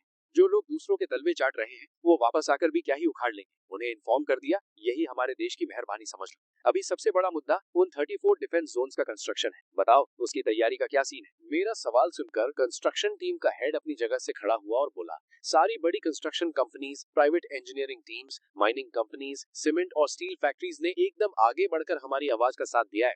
अभी रातों रात सारा मटेरियल तय की गई जगहों पर पहुंचाया जा रहा है। कल आंख खुलते ही काम शुरू हो जाएगा। ये सुनकर मैंने हल्के से सिर हिलाया। जो भी उनका हक बनता है, उसमें एक पैसे की कमी नहीं होनी चाहिए। अगर जनता ने देश की आवाज सुनी है, तो इसका मतलब उन्हें अपने देश पर भरोसा है। हम किसी भी हाल में उनका दिल नहीं तोड़ सके। ये मीटिंग पूरे 2 घंटे तक चली। जब सारे मामले एकदम सेट हो गए, तो मैं अपनी कुर्सी से उठा और वहां बैठे सब लोगों को घूरते हुए लाउड आवाज में बोला, साथियों, हम एक ऐसी तबाही का सामना कर रहे हैं जो हिस्ट्री में कभी नहीं आई। ये एक बहुत बड़ा खतरा तो है ही, पर इसके साथ साथ ये एक मौका भी है। मुझे पूरा यकीन है, अगर हम सब और देश की पूरी जनता एक होकर लड़े, तो ये तबाही हमारे ड्रैगन कंट्री के लिए आफत नहीं, बल्कि एक नया रास्ता बनकर आएगी। मेरा इतना बोलना था कि मीटिंग रूम में बैठे नौजवानों के चेहरे जोश से लाल हो गए, और बूढ़ों को तो जैसे 10 साल पहले की जवानी वापस मिल गई थी। सबके अंदर एक अलग ही लेवल की पावर भर गई थी। हर एक बंदे का खून उबाल मार रहा था। मीटिंग खत्म करके जब मैं अपने कमरे में लौटा, तो आधी रात होने वाली थी। मैं चुपचाप अपने बेड पर बैठ गया और अपने प्रोफेशन मास्टर की पावर फीडबैक का वेट करने लगा।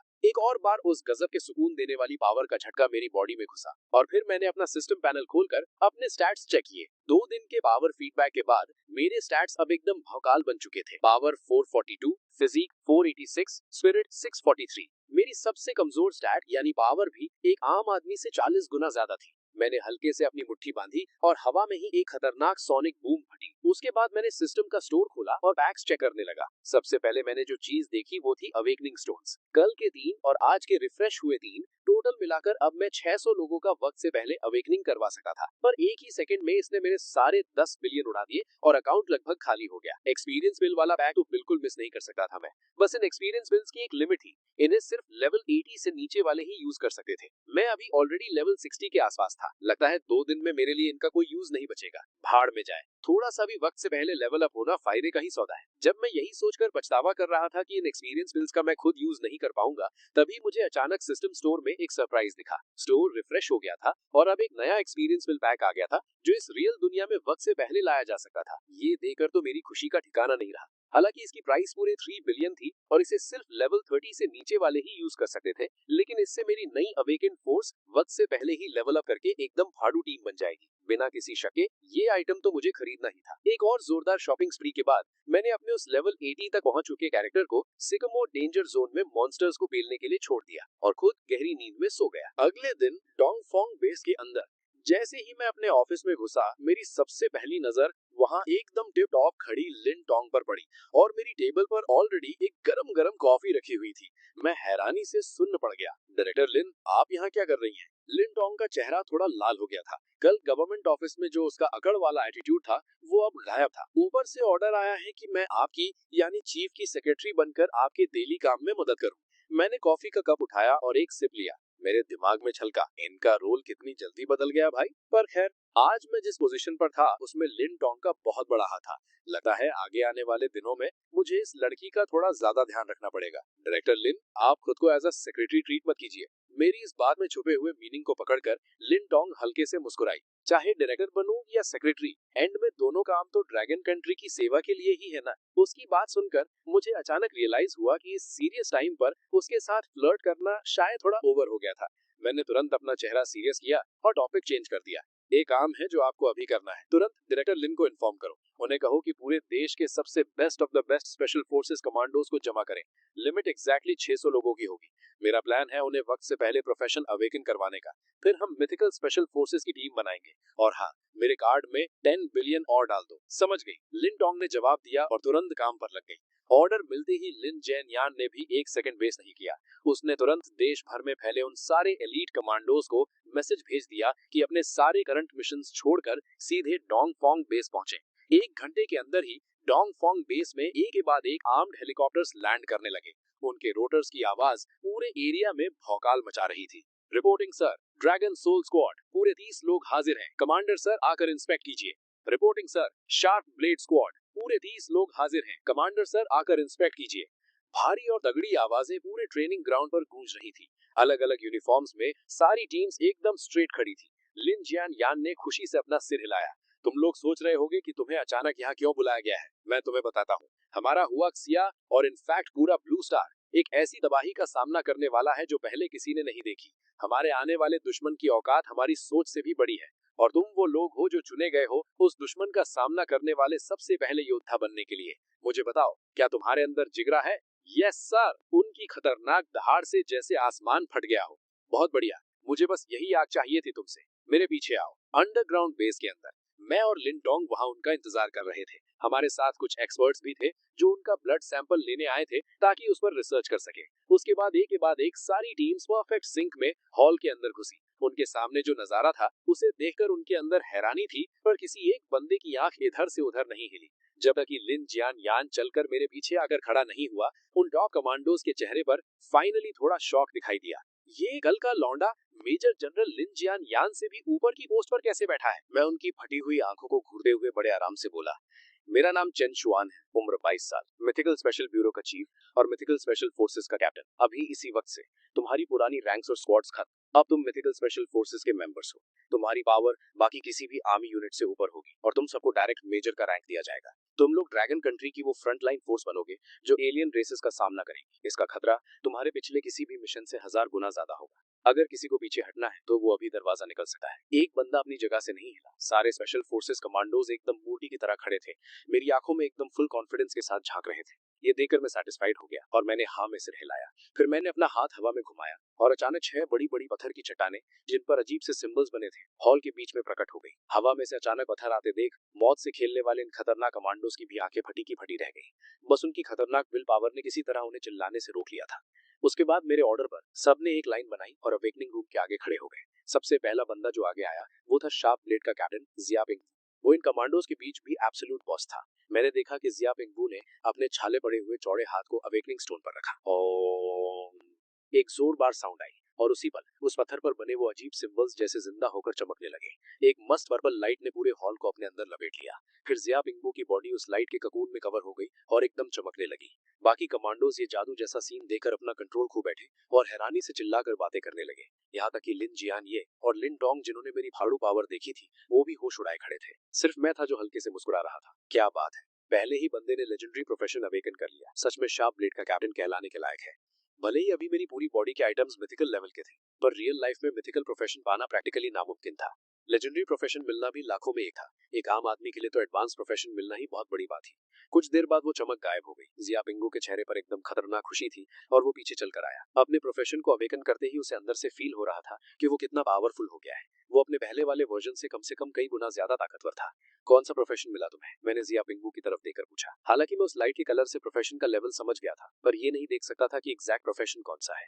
जिया पिंगू ने जरा सा भी टाइम वेस्ट नहीं किया, एकदम स्ट्रेट खड़ा हुआ और सल्यूट मारते हुए बोला, रिपोर्टिंग सर, मैंने combat type legendary profession awaken किया है, होली कॉम्बैट वॉरियर। मैंने तारीफ करते हुए सिर हिलाया। बहुत सही, जाओ साइड में जाके एक्सपर्ट्स के साथ उनकी रिसर्च में मदद करो। फिर मैं बाकी कमांडोज की तरफ घुमा और जोर से चिल्लाया, नेक्स्ट। ये प्रोफेशन अवेकनिंग का सीन पूरे 2.5 घंटे चला। मेरे लिए सबसे मस्त सरप्राइज ये था कि उन 600 स्पेशल फोर्सेस में से 20 लोगों को लेजेंडरी प्रोफेशन मिला। रेयर प्रोफेशन वाले लगभग 200 थे और बाकी सबको मिनिमम एडवांस्ड प्रोफेशन मिला था। ऊपर से उन सबको ऑलमोस्ट कॉम्बैट टाइप प्रोफेशंस ही मिले थे। सिर्फ कुछ ही लोग ऐसे थे जिन्हें सपोर्ट टाइप मिला। लेकिन इन सब में जिसने मेरा सबसे ज्यादा फोकस खींचा वो था ड्रैगन सोल स्पेशल स्क्वाड का कैप्टन ये वेन ताओ। उसने एक लेजेंडरी हिडन प्रोफेशन अवेकन किया था, होली एरे मास्टर। ये कॉम्बैट टाइप प्रोफेशन था जिसमें एरे फॉर्मेशंस के लिए एक्सट्रीम लेवल का टैलेंट था। फॉर्मेशन सेट करने की उसकी स्पीड किसी भी नॉर्मल एरे मास्टर से कई गुना तेज थी और जो एरेज वो बनाता था उनकी डिस्ट्रक्टिव पावर अलग ही लेवल पर थी। अभी के टाइम में हमारे ड्रैगन कंट्री के लिए इस प्रोफेशन की इंपॉर्टेंस मेरी पावर के बाद सेकंड नंबर पर थी, क्योंकि आखिर में अगर ये वेंताओ के बनाए हुए एरेज की सिक्योरिटी मिली तो ड्रैगन कंट्री के 34 डिफेंस जोन्स की सेफ्टी डबल ट्रिपल हो जाएगी। अगर वो एरेज हाई लेवल मॉन्स्टर्स को पूरी तरह रोक नहीं भी पाए तब भी कम से कम मेरे वहां पहुंचकर बचाने के लिए वक्त तो निकाल ही लेंगे। उसके बाद मैंने स्टोर से खरीदी हुई एक्सपीरियंस विल्स निकाली और उन सब में बांध दी। जैसे ही उन सब ने वो खाकर अपना लेवल अप किया, मैं उनके सामने खड़ा हुआ और जोरदार आवाज में बोला, साथियों तुम्हें क्या लगता है, क्या तुम पावरफुल हो? यस सर, एक कमांडो ने फाड़ आवाज में चीख कर जवाब दिया। एक आम आदमी या यहाँ तक कि पूरे ब्लू स्टार के लिए हाँ तुम लोग सच में भौकाल हो, लेकिन हमारे फ्यूचर के दुश्मनों के आगे तुम अभी भी नल्ले हो, एकदम कीड़े मकोड़ों से भी ज्यादा कमजोर। मेरे इतना बोलते ही मैं सच में फील कर सकता था कि उनके चेहरों पर गुस्सा और हम किसी से कम नहीं वाला एटीट्यूड आ गया था। लेकिन उनका ये झूठा कॉन्फिडेंस तोड़ने के चक्कर में मैंने अपने बोलने का तरीका जरा भी सॉफ्ट नहीं किया, क्योंकि अब वो मिथिकल स्पेशल फोर्सेस के मेंबर्स थे, इसलिए उनका पूरा हक बनता था असली रियलिटी जानने का। 5 दिन बाद या स्ट्रिक्टली बोलूं तो ठीक 4.5 दिन बाद मिथिकल एरा इस ब्लू स्टार पर उतर आएगा। उस वक्त जिन राक्षसों से तुम्हारा पाला पड़ेगा उनकी साइज हजारों मीटर्स लंबी होगी। अब बताओ, क्या अभी भी लगता है तुम भौकाल हो? मेरी आवाज गूंजते ही सारे मेंबर्स के होश उड़ गए। उनके चेहरों पर सख्त डर साफ दिख रहा था। भले ही उन्होंने मौत का खेल खेला हुआ था, और आज जब उन्होंने इस रुला देने वाली सच्चाई को सुना तो उन सब की पैंट गीली हो गई। मेरी उम्मीद है कि तुम लोग अपने अंदर के इस घमंड और जल्दबाजी को दबा दोगे और खुद की ट्रेनिंग को आग लगा दोगे। ये अचानक मिली पावर से चौड़े मत घूमना। तुम सब हमारे ड्रैगन कंट्री की आखिरी उम्मीद हो, तुम ही इस जनता की बुनियाद हो। फिर मैंने जो मॉन्स्टर एनसाइक्लोपीडिया तैयार करके रखी थी वो उनके हाथों में पकड़ा दी। अब आगे का सुनो। मुझे घंटा फर्क नहीं पड़ता कि तुम इसे रटा मारते हो या किसी और तरीके से याद करते हो, पर इस बुक की हर इंफॉर्मेशन तुम्हारे दिमाग में प्रिंट हो जानी चाहिए। सोचो, अगर तुम्हारे सामने इनमें से कोई मॉन्स्टर आ गया तो तुम उसे टपकाने के लिए क्या करोगे? अपनी बात खत्म करके मैंने वहां और टाइम वेस्ट नहीं किया। मैंने ये वेंताओ को इशारा किया और लिन डोंग को लेकर वापस अपने ऑफिस निकल लिया, क्योंकि अब मेरे पास एक ऐसी चीज थी जो इस सब से भी कई। मैंने पूछा, ये वेंताओ तुमने कौन सा स्किल अवेकन किया है? ये वेंताओ ने कड़ी आवाज में जवाब दिया, रिपोर्टिंग चीफ, मैंने legendary skill Bafang sword array awaken किया है। ये सुनते ही मेरी आंखों में एक सुनहरी चमक आ गई। बाफांग स्वॉर्ड एरे, इस स्वॉर्ड फॉर्मेशन की पावर एकदम भौकाल होती है। हमारे डिफेंस जोन्स की सिक्योरिटी के लिए इससे बढ़िया कुछ और हो ही नहीं सकता था। मैंने तुरंत ऑर्डर दिया, इस बाफांग स्वॉर्ड एरे को सेट करने के लिए क्या क्या मटेरियल्स चाहिए फटाफट एक लिस्ट बना कर दो। जैसे ही लॉजिस्टिक्स डिपार्टमेंट वो सामान जमा कर लेगा, तुम तुरंत 34 डिफेंस जोन्स में जाओगे और इस फॉर्मेशन को सेट करोगे। टाइम बहुत कम है, अभी के अभी निकल जाओ। ये वेंताओ ने एक कड़क सल्यूट मारा और बोला, यस सर, और तुरंत वहां से निकल गया। तभी लिन टोंग मेरे पास दौड़ते हुए आई और बोली, चीफ एक प्रॉब्लम आ गई है जिसे शायद आपको खुद आके हैंडल करना पड़ेगा। मैं थोड़ा कंफ्यूज हो गया, सारे मेन अरेंजमेंट्स तो लगभग सेट हो चुके थे, अब अचानक ऐसी क्या इमरजेंसी आ गई। उसने आगे बताया, आपके पिताजी जिद पर अड़े हैं कि उन्हें आर्मी ज्वाइन करनी है। उन्होंने तो ड्राफ्ट ऑफिस वालों के साथ लगभग हाथापाई ही कर दी थी। जब से मैं स्पेशल ब्यूरो का चीफ बना था, मेरे माँ बाप को सीक्रेटली प्रोटेक्ट किया जा रहा था। उन्हें मेरी ये नई पावर्स और इस नई लाइफ के बारे में कुछ भी पता नहीं था। देश की ये लेटेस्ट भर्ती सिर्फ 40 साल से कम उम्र वालों के लिए थी। मेरे पिताजी चैन ल्यूजन की उम्र तो कब की उस लिमिट को क्रॉस कर चुकी थी और उनका आर्मी ज्वाइन करने का जोश एकदम हाई था। आखिर वो 10 साल मिलिट्री में सर्व कर चुके वेटरन सोल्जर थे, इसीलिए ड्राफ्ट ऑफिस वाले भी उन्हें सख्ती से रिजेक्ट नहीं कर पा रहे थे और मामला घूम फिर कर मेरी टेबल पर आ गया। कसम से उस पल मेरा दिमाग एकदम उड़ गया था। घर का मामला सुलझाना सबसे मुश्किल काम होता है।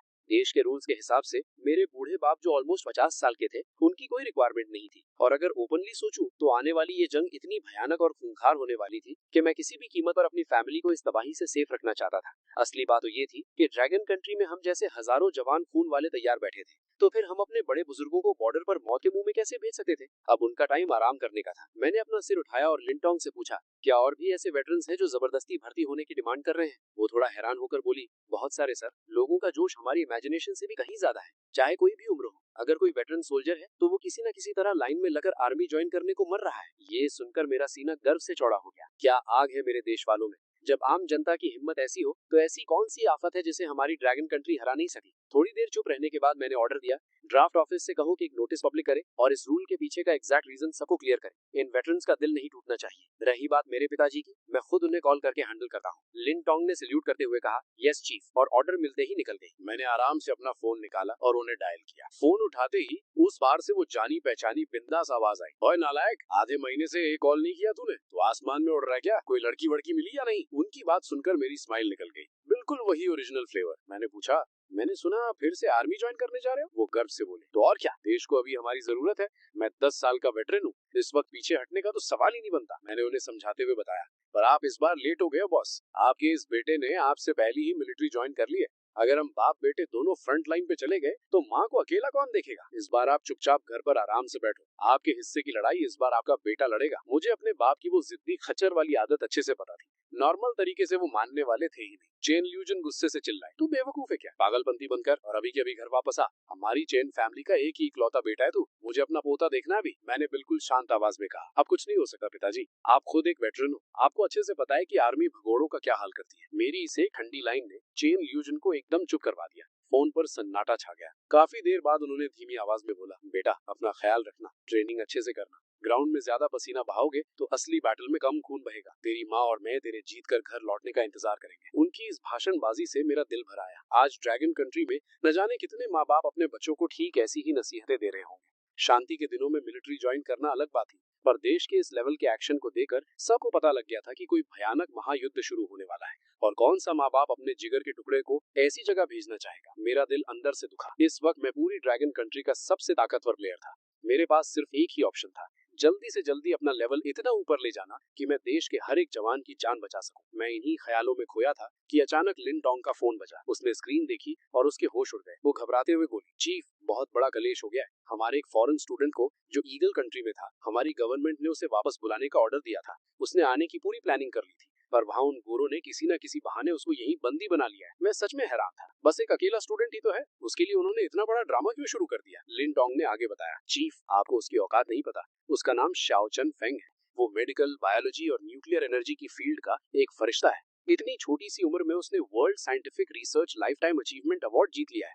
पूरी दुनिया जानती है कि वो एक मॉन्स्टर जीनियस है। सिर्फ यही नहीं, वो ईगल कंट्री के सारे टॉप लेवल सीक्रेट प्रोजेक्ट्स का हिस्सा था और यहाँ तक कि वहाँ का प्रेसिडेंट डोनाल्ड भी उसे अपना सगा बेटा मानता है। अब जब उसने अचानक अनाउंस किया कि वो हमारे देश आना चाहता है तो वो गोरे पागल हो गए, उनसे देखा ही नहीं गया। ये सुनते ही मेरे चेहरे पर एक जोरदार और खतरनाक हंसी आई और मैं बोला, क्या घटिया डाकू है साले। पूरा लफड़ा डिटेल में जानने के लिए मैंने अपना फोन निकाला। पता चला इंटरनेट पर तो जैसे बॉम्ब फट गया था। हमारे फॉरेन अफेयर्स डिपार्टमेंट ने सख्त भाषा में एक वार्निंग वीडियो रिलीज की थी जिसमें ईगल कंट्री की इस गुंडागर्दी की धज्जियां उड़ाई गई थी।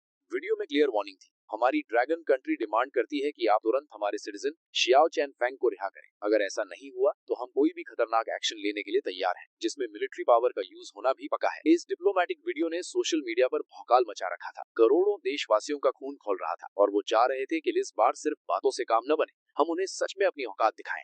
वहीं ईगल कंट्री के व्हाइट हाउस के अंदर उनके बड़े बड़े जनरल्स का चेहरा उतरा हुआ था। उनकी फटी पड़ी थी और आपस में ही डरे हुए थे। असली रीजन ये था कि एक वो शियाओ चैन फेंग उनके फायदे की बहुत बड़ी मशीन था और दूसरा हमारी ड्रैगन कंट्री के अचानक इस खतरनाक रूप ने उन्हें अंदर तक हिला कर रख दिया था। उन्हें लगा था हम बस फेक नाटक कर रहे हैं, पर जब उन्होंने देखा कि हम असली गेम खेल रहे हैं तो उनकी हालत पतली हो गई। अब तो हर जगह से हमारे फॉरेन एम्बेसीज भी बंद होकर वापस आ रहे थे। उन्हें डर था कि कहीं सच में dragon country world war 3 season start ना कर दे। अगर शियाओ चैन फेंग सेफली घर वापस आ गया तो हमारी टेक्नोलॉजी रातों रात डबल हो जाएगी। वो लोग पास्ट में एक ऐसी बड़ी गलती पहले भी कर चुके थे और उसका अफसोस उन्हें अब तक था। तभी एक जहर सी ब्लॉन्ड सेक्रेटरी भागी हुई आई और बोली, मिस्टर प्रेसिडेंट, हमारी रिपोर्ट के मुताबिक ड्रैगन कंट्री के ईस्ट साइड की पूरी एयरक्राफ्ट कैरियर फ्लीट मूव कर रही है। उनका डायरेक्शन सीधा हमारी तरफ ईस्ट में है। प्रेसिडेंट डोनाल्ड ने गुस्से में गाली बकी, ओह शिट, और तुरंत अपने सारे चमचों के साथ सीधा कमांड रूम की तरफ भागा। इसी दौरान यहाँ बेस के अंदर मुझे भी नंबर 1 कमांडर का सीधा कॉल आ गया। कमांडर की आवाज आई, कॉमरेड चेंजवान, मुझे तुम्हें तुम्हारे काम के बीच डिस्टर्ब नहीं करना था, पर एक ऐसा मैटर आ गया है जिसमें सिर्फ तुम्हारी जरूरत पड़ेगी।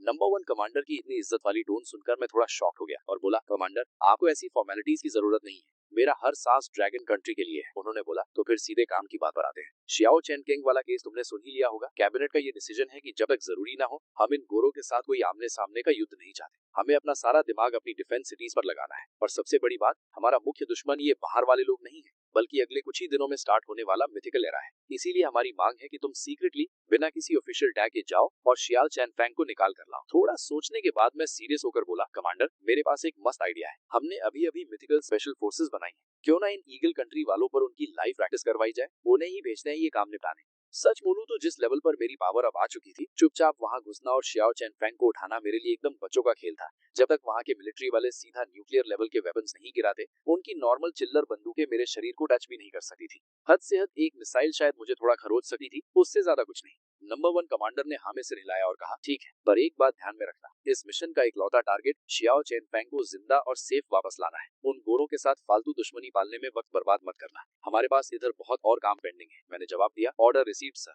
फोन करते ही मैं सीधा स्पेशल फोर्सेस बेस के लिए निकल गया। बेस हॉल में कदम रखते ही मेरी भारी आवाज गूंजी, सब लाइन में लगो और असेंबल हो जाओ। जो लड़के जमीन पर आराम से बैठकर बातें कर रहे थे, वो एक झटके में स्प्रिंग की तरह उठे और नैनो सेकंड्स में लाइन बनाकर खड़े हो गए। मैंने ऑर्डर दिया, जियापिंग, चंडिंग, वोंग, शावान, तुम सातों मेरे साथ चलोगे। बाकी सारे यहीं पर कमांड का इंतजार करेंगे और ट्रेनिंग कंटिन्यू रखेंगे। ये जो 7 लड़के मैंने सिलेक्ट किए थे, वो अपनी फोर्स के एलीट कैप्टन्स थे और इन सब के पास लेजेंड लेवल की क्लास पावर्स थी। अगर मेरे साथ होने के बावजूद ये लोग एक स्टूडेंट को नहीं बचा पाए, तो भाई साहब, मिथिकल एरा के उन दरिंदों का सामना करना तो दूर की बात थी। फ्लाइट टेक ऑफ होने के बाद मैंने उन्हें मिशन की सच्चाई बताई और कहा, ईगल कंट्री के कमीनों ने हमारे एक स्टूडेंट को उड़वा लिया है और अपने देश में दबोच रखा है। ऊपर से ऑर्डर है कि हमें उस बंदे को निकालना है। तुम्हारी क्लास अवेकनिंग के बाद ये पहला बड़ा टेस्ट है। ऐसा खेल खेलना कि मुझे उंगली तक उठानी ना पड़े। मेरी इस कड़क बात को सुनकर जियापिंग और बाकी सारे चुप रहे, पर उन सब के अंदर जो जंग लड़ने की भूख और आग थी, वो पूरे प्लेन में फील की जा सकती थी। कुछ घंटों बाद लगातार हवा में रहने पर ड्रैगन कंट्री का टाइम रात का हो चुका था।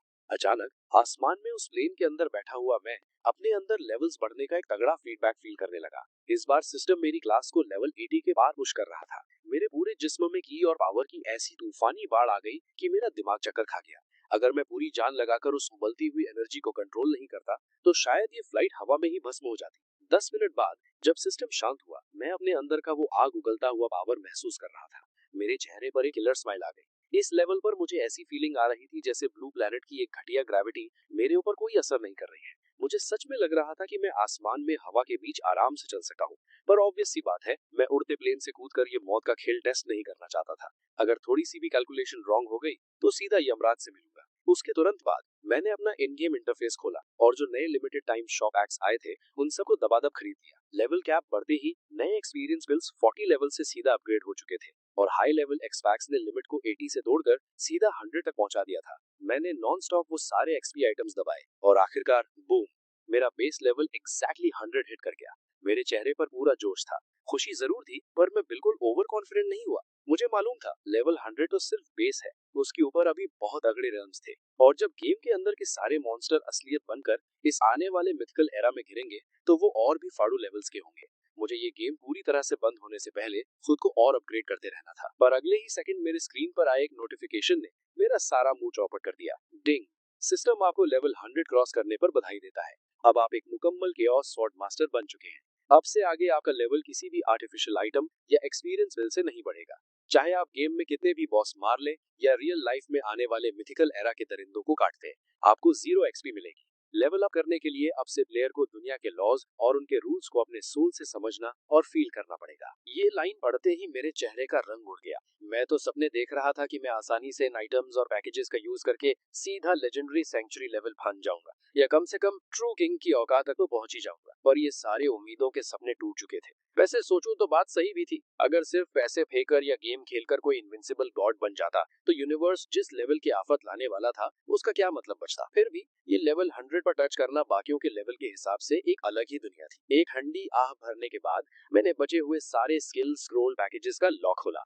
मैंने अपने अवेकेंड 5 के 5 करियर स्किल्स पर वो स्क्रोल्स ठेल दिए और उन सबको भी लेवल 100 तक छाप दिया। उसके बाद ही मैं शांत हुआ। हमारी फ्लाइट अब फाइनली समुंदर क्रॉस करके औकात वाले लोगों के देश ईगल कंट्री पहुंच चुकी थी। उस वक्त लॉस एंजलिस के आउटस्कर्ट एरिया की एक आलीशान कोठी में एक पतला और सीधा सा दिखने वाला जवान लड़का शांत खड़ा होकर वर्ल्ड मैप को घूर रहा था। बाहर से देखने पर कोठी एकदम आम लग रही थी, पर ग्राउंड के उस पूरे आंगन और डार्कनेस में सैकड़ों fully geared commandos heavy guns लेकर वहां किसी चिड़िया को भी उड़ने नहीं दे रहे थे। रूम के अंदर एक गोरी सुपर हॉट ब्लॉन्ड आइटम हाथ में 2 लाल वाइन के ग्लासेस लिए ठुमक ठुमक कर उस लड़के के पास चल कर आई। उसने प्यार से पूछा, मेरे जियाओ, एक घूंट लेने का मूड है? जियाओ शेनफेंग ने अपना हाथ बढ़ाया और चुपचाप ग्लास पकड़ लिया। उसने एक भी शब्द नहीं कहा। उस गोरी औरत ने अपने लाल होठों से ग्लास को चिपकाया और एक आशिकाना मखमली आवाज में बोली, मेरे जियाओ, तुम इतनी जिद क्यों करते हो ड्रैगन कंट्री वापस जाने की? यहाँ की लग्जरी में क्या बुराई है? यहाँ एक आजाद हवा है। अगर तुम हाँ कर दो तो एक सेकंड में तुम्हें ग्रीन कार्ड, डायरेक्ट $100 बिलियन और उसके साथ ये खूबसूरत आइटम हमेशा के लिए मिल जाएगी। अचानक से उसने अपना पूरा जिस्म उसके पास सरका दिया। अगर वहाँ किसी नॉर्मल बंदे का दिमाग होता तो वो कब का पिघलकर घुटने टेक चुका होता, पर हमारा जियाओ शेनफेंग तो किसी साधु बाबा से कम नहीं था, एकदम इमूवेबल। जियाओ शेनफेंग ठंडे दिमाग से बोला, तुम लोग इन बातों को नहीं समझ सकते। देश का रिश्ता अलग होता है। तुम लोग ने मेरी बॉडी को तो इस कमरे में बंद करके रखा है, पर तुम मेरे रूह पर कब्जा नहीं कर सकते। वो लिलिया नाम की आइटम कुछ और नाटक करके उसे पटाने की कोशिश करने ही वाली थी कि अचानक बूम, आसमान फाड़ने वाली एक चिल्लाहट और तूफानी आवाज गूंजी। उसकी तुरंत बाद गोलियों की बरसात और लोगों की माँ बहन की गालियां शुरू हो गईं। बाहर अंधेरे में खड़े कमांडोज अपनी अंधी राइफल्स उठाकर बिना सोचे समझे फायर कर रहे थे। हालांकि उन्होंने सबसे महंगे थर्मल ग्लासेस पहने थे, फिर भी उन्हें डार्कनेस में घंटा कुछ नहीं दिख रहा था। सूश सूश सूश, हवा फाड़ते हुए लगातार पत्थर फेंकने की आवाजें आई। सारे कमांडोज की फटके हाथ में आ गई जब उन्होंने अपनी मोटी मोटी आंखों से देखा कि भारी मिट्टी के साथ बड़े बड़े लकड़ी के पेड़ उनके ऊपर मिसाइल की तरह बरस रहे थे। और इससे पहले कि उन्हें झुकने का टाइम मिलता, हवा में साए जैसे दिखने वाले शैडोज उनकी औकात के बाहर स्पीड पर उनके ठीक आगे आकर रुके। बैम! फ्रंट में खड़े एक लीडर शख्स ने इतनी गंदी ताकत से पंच मारा कि उस पूरी कोठी की दीवार फाड़कर वहां एक छेद हो गया। सारे सिक्योरिटी गार्ड्स डर के मारे चिल्लाए, ओ माय गॉड, ये किस कैटेगरी के राक्षस है? यहाँ तक कि उन एलीट फोर्स वालों के सामने जो फिगर्स खड़ी थी, उनकी ताकत के आगे वो सारे मक्खी मच्छर बराबर थे। ये फिगर्स की आने वाली शॉक वेव ही इतनी डेंजर थी कि वो सारे आसानी से धूल चाटने लगे। बल्कि झपकते ही सारे सिक्योरिटी गार्ड्स या तो अनकॉन्शियस पड़े थे या फिर एक्टिंग करके मरने की नाटक कर रहे थे। उसके तुरंत बाद मैं हीरो की जैसी एंट्री मारते हुए पीछे हाथ रख के उस टूटे कमरे के अंदर चलाया। कोठी के अंदर बाकी पर्सनल गार्ड्स डर के मारे कांपते हुए अपनी राइफल्स मेरी छाती पर एम कर चुके थे। वो चिल्लाकर बोले, शिट, तुम लोग हो कौन? एक स्टेप और आगे रखा तो गोलियों से भून डालूंगा। मैंने उसके डरपोक वार्निंग्स को कचरे में डालकर ठंडा रिस्पॉन्स दिया और जियाओ चेनफेंग की तरफ देखते हुए बोला, मिस्टर जियाओ, चलिए, आपको घर वापस ले जाने आए हैं। ये बातें सुनते ही जियाओ चेनफेंग की एकदम आंसू और इमोशन से हालत पतली हो गई। वो स्ट्रिक्ट जिस्म का लड़का हिलती हुई हालत में कांपने लगा और चेहरे पर आंसू लिए पूरी ताकत से मुझसे हाँ में सर हिलाया। उनकी अप्रूवल देखते ही भू, मैंने अपना स्किल चलाया, पर देखने वालों को ऐसा फील हुआ जैसे मैं अपनी जगह पर खड़ा ही हूँ। सिर्फ हवा का झोंका सा उड़कर कमांडोज के ठीक सामने पहुंचा। इससे पहले कि वो गोरी फौज एक ट्रिगर खींचती, वो हवा में उड़े और पत्तों की तरह उड़कर बाहर जा गिरे। वो पास खड़ी हॉट लिलिया चुड़ैल की तरह चिल्लाई, हे भगवान, और तुरंत जमीन पर ठंडी पड़कर बेहोश हो गई। मेरे पास उन फालतू कैरेक्टर्स को भाव देने का एक सेकंड का भी टाइम नहीं था। मैंने एक साइन किया और मेरी स्क्वाड उस जियाओ चेनफेंग को कवर करके काली रात में इनविजिबल हो गए। ये पूरा बवाल मचने से लेकर हमारा निकलना सिर्फ 3 मिनट के अंदर एग्जीक्यूट हुआ था। ध्यान रहे, हम इस चुगलखोर ईगल कंट्री के बिल्कुल दिल और सेंटर में खड़े थे। अगर उन लोग को सॉलिड न्यूज मिलती तो उनका पूरा बैकअप भयानक एटम बॉम्ब वाला वेपन उनके घर में भी फोड़ देते। मुझ पर उन बॉम्ब का एक कौड़ी का फर्क नहीं पड़ने वाला था, पर मेरी बाकी टीम वहां राख बन सकती थी। बेस से बाहर हम अपने अंदर कवर एजेंट्स के वैन्स में बैठे और ठीक करीबी समुद्री डॉकयार्ड के लिए निकल लिए। पर रास्ते में लगाए हुए दुनिया भर के कैमरास और उन सारे सीसीटीवी को एक एक करके तोड़ना एक बेवकूफी और टाइम वेस्ट था। अटैक की खबर गोली से भी तेज स्पीड से फैली। लॉस एंजल्स में पड़े सारे आर्मी और लोकल पुलिस रोड पर उतर चुके थे। हाईवेज बैरिकेड कर दिए गए। सबसे भयानक न्यूज एंकर भी गाड़ियां भगाकर ये स्पाइसी कवर करने निकल लिए। उनकी सिक्योरिटी वीक होने का पूरा फायदा उठाकर हमने अपना ट्रक ठीक हार्बर पर टकराकर ब्रेक मारी, पर पीछे मौत की तरह 50 पुलिस कार्स सायरन बजाकर हॉर्न पे हॉर्न ठेल रहे थे और हमारे सर के ऊपर लगातार धुप धुप करती 5 पुलिस हेलीकॉप्टर्स थे। मैंने इस मौत वाले सर्कल के चारों ओर का स्कैनर लिया और ऑर्डर दिया, जियाओ पिंगू, तुम सारे लोग आगे बढ़ो और मिस्टर जियाओ को सेफ उस शिप में लॉक करो। जियाओ पिंगू ने यह सुनते ही अपना चेहरा उतारा और शक्ल पलट ली। वो मेरी पोजीशन और असलियत को क्लियर जानते थे। मैं ड्रैगन कंट्री के लिए एक उस साइंटिस्ट या उस पूरे स्क्वाड के लेवल पर भगवान की लेवल वाला जरूरी पीस था। वो जिद करते हुए बोला, सर, मैं इन लोग के सामने ब्लॉक बंद कर रुकूंगा, आप प्लीज सेफ उस पर फ्लाइट बोर्ड करें। मैंने एकदम एंग्री विलन लुक उस पर मारा और चिल्ला के गुस्सा किया, अबे जो ऑर्डर दिया है वो फॉलो कर। ये सब चिंदी चोर मिलकर मुझे नहीं रोक सकते। इस तगड़े आमने सामने ठीक थोड़ी दूर से उन लॉस एंजलिस के पुलिस वालों ने स्पीकर निकालकर गाना शुरू कर दिया, ए ड्रैगन कंट्री के दरिंदो, हमने तुम्हें चारों तरफ से ब्लॉक कर दिया है, चुपचाप ग्राउंड पर बैठकर सरेंडर करो वरना हम तुम्हें यहीं शूट आउट में उड़ाएंगे। वो कचरा ऑफिसर अपनी लाइन पूरी भी नहीं कर पाया कि आसमान में काले धब्बे की shadow her second zoom in और लार्ज हो रही थी। वो घटिया 2 टन का लोहे का कंटेनर पूरा आसमान फाड़ने वाली आवाज के साथ उड़कर ठीक उन गधों के बीच दे मारा। इस आतंकी एक्शन से वो मोटी पुलिस वाले ऐसे फटी आवाज में भागे जैसे कुत्ते पीछे पड़े हों। वो गिरता हुआ मॉन्स्टर बॉक्स ने डायरेक्ट सब पुलिस कार्स को आटे की तरह पापड़ बनाकर फोड़ दिया। ऊपर फटी हेलीकॉप्टर वाले स्नाइपर्स का ट्रिगर हिल गया और बुलेट की बारिश होने लगी, पर अचानक उनकी फेस पे धोखा होने लगा। मैंने सीधा 2 10 टन कार्स अपने नंगे हाथों से पकड़ी और उनको कंकड़ बराबर आसमान में घुमा के हेलीकॉप्टर्स के स्ट्रेट फेंका। हेलीकॉप्टर वाले लोग रो पड़े और ठीक आसमान पीछे फ्लाइट उल्टी की गोलियां चलाना एकदम छोड़ दिया। उन्हें अपनी औकात मालूम चल गई कि अभी तो ये बंदा सिर्फ छोटे टॉय कार्स हवा में दे मार रहा है, गलती से मूड खराब हुआ तो वो बड़ा समुद्री शिप ही पकड़कर ऊपर मार देगा, फिर किसी का बाप भी उन्हें बचाकर नहीं जाएगा। वो पूरे ईगल कंट्री वाले कमांडो और सारे घटिया मीडिया चैनल की चढ़ी हुई आइस से एक भगवान वाली बॉडी लैंग्वेज लेकर मैं आराम से शिप में वॉक कर गया। मैंने जहाज के अगले डेक पर खड़े होके उन सबको अपने एटीट्यूड से ठीक घूरा। ऐसी तगड़ी साइलेंट भोकाल की रेंज बन गई थी कि किनारे पे खड़े किसी बंदे की पैंट में दम नहीं थे जो अपनी एक उंगली भी हिला पाए। सब बस मुंह फाड़ के मेरी शिप धोखे से आगे जाते देख रहे थे। कुछ घंटे बाद जब उस व्हाइट हाउस रूम के डोनाल्ड का मैसेज आ गया, गुस्से से पागल ठेलकर फट गया। वो चिल्लाकर बोला, ओए जनरल विलियम, ये किस बेवकूफी का नाटक है? क्या इस एलए को पब्लिक रोड समझा हुआ है क्या इन लोगों ने? वो ड्रैगन कंट्री वाले हमारे देश में आकर जैसे चाहते हैं घूम रहे हैं, तो मेरी इस महान ईगल कंट्री के औकात में जरा सा। इस विलियम ने अपना मुंह काला करते हुए और एक ब्लर सीसीटीवी फुटेज आगे बढ़ाते हुए कहा, मिस्टर प्रेसिडेंट, देखिए इस कैमरा फुटेज को। रात की धुंध में लग रहा है जैसे किसी अकेले बंदे ने अपने नंगे हाथों से पूरा पेड़ उखाड़ा और उसे किसी खिलौने की तरह दूर विला की तरफ फेंक दिया।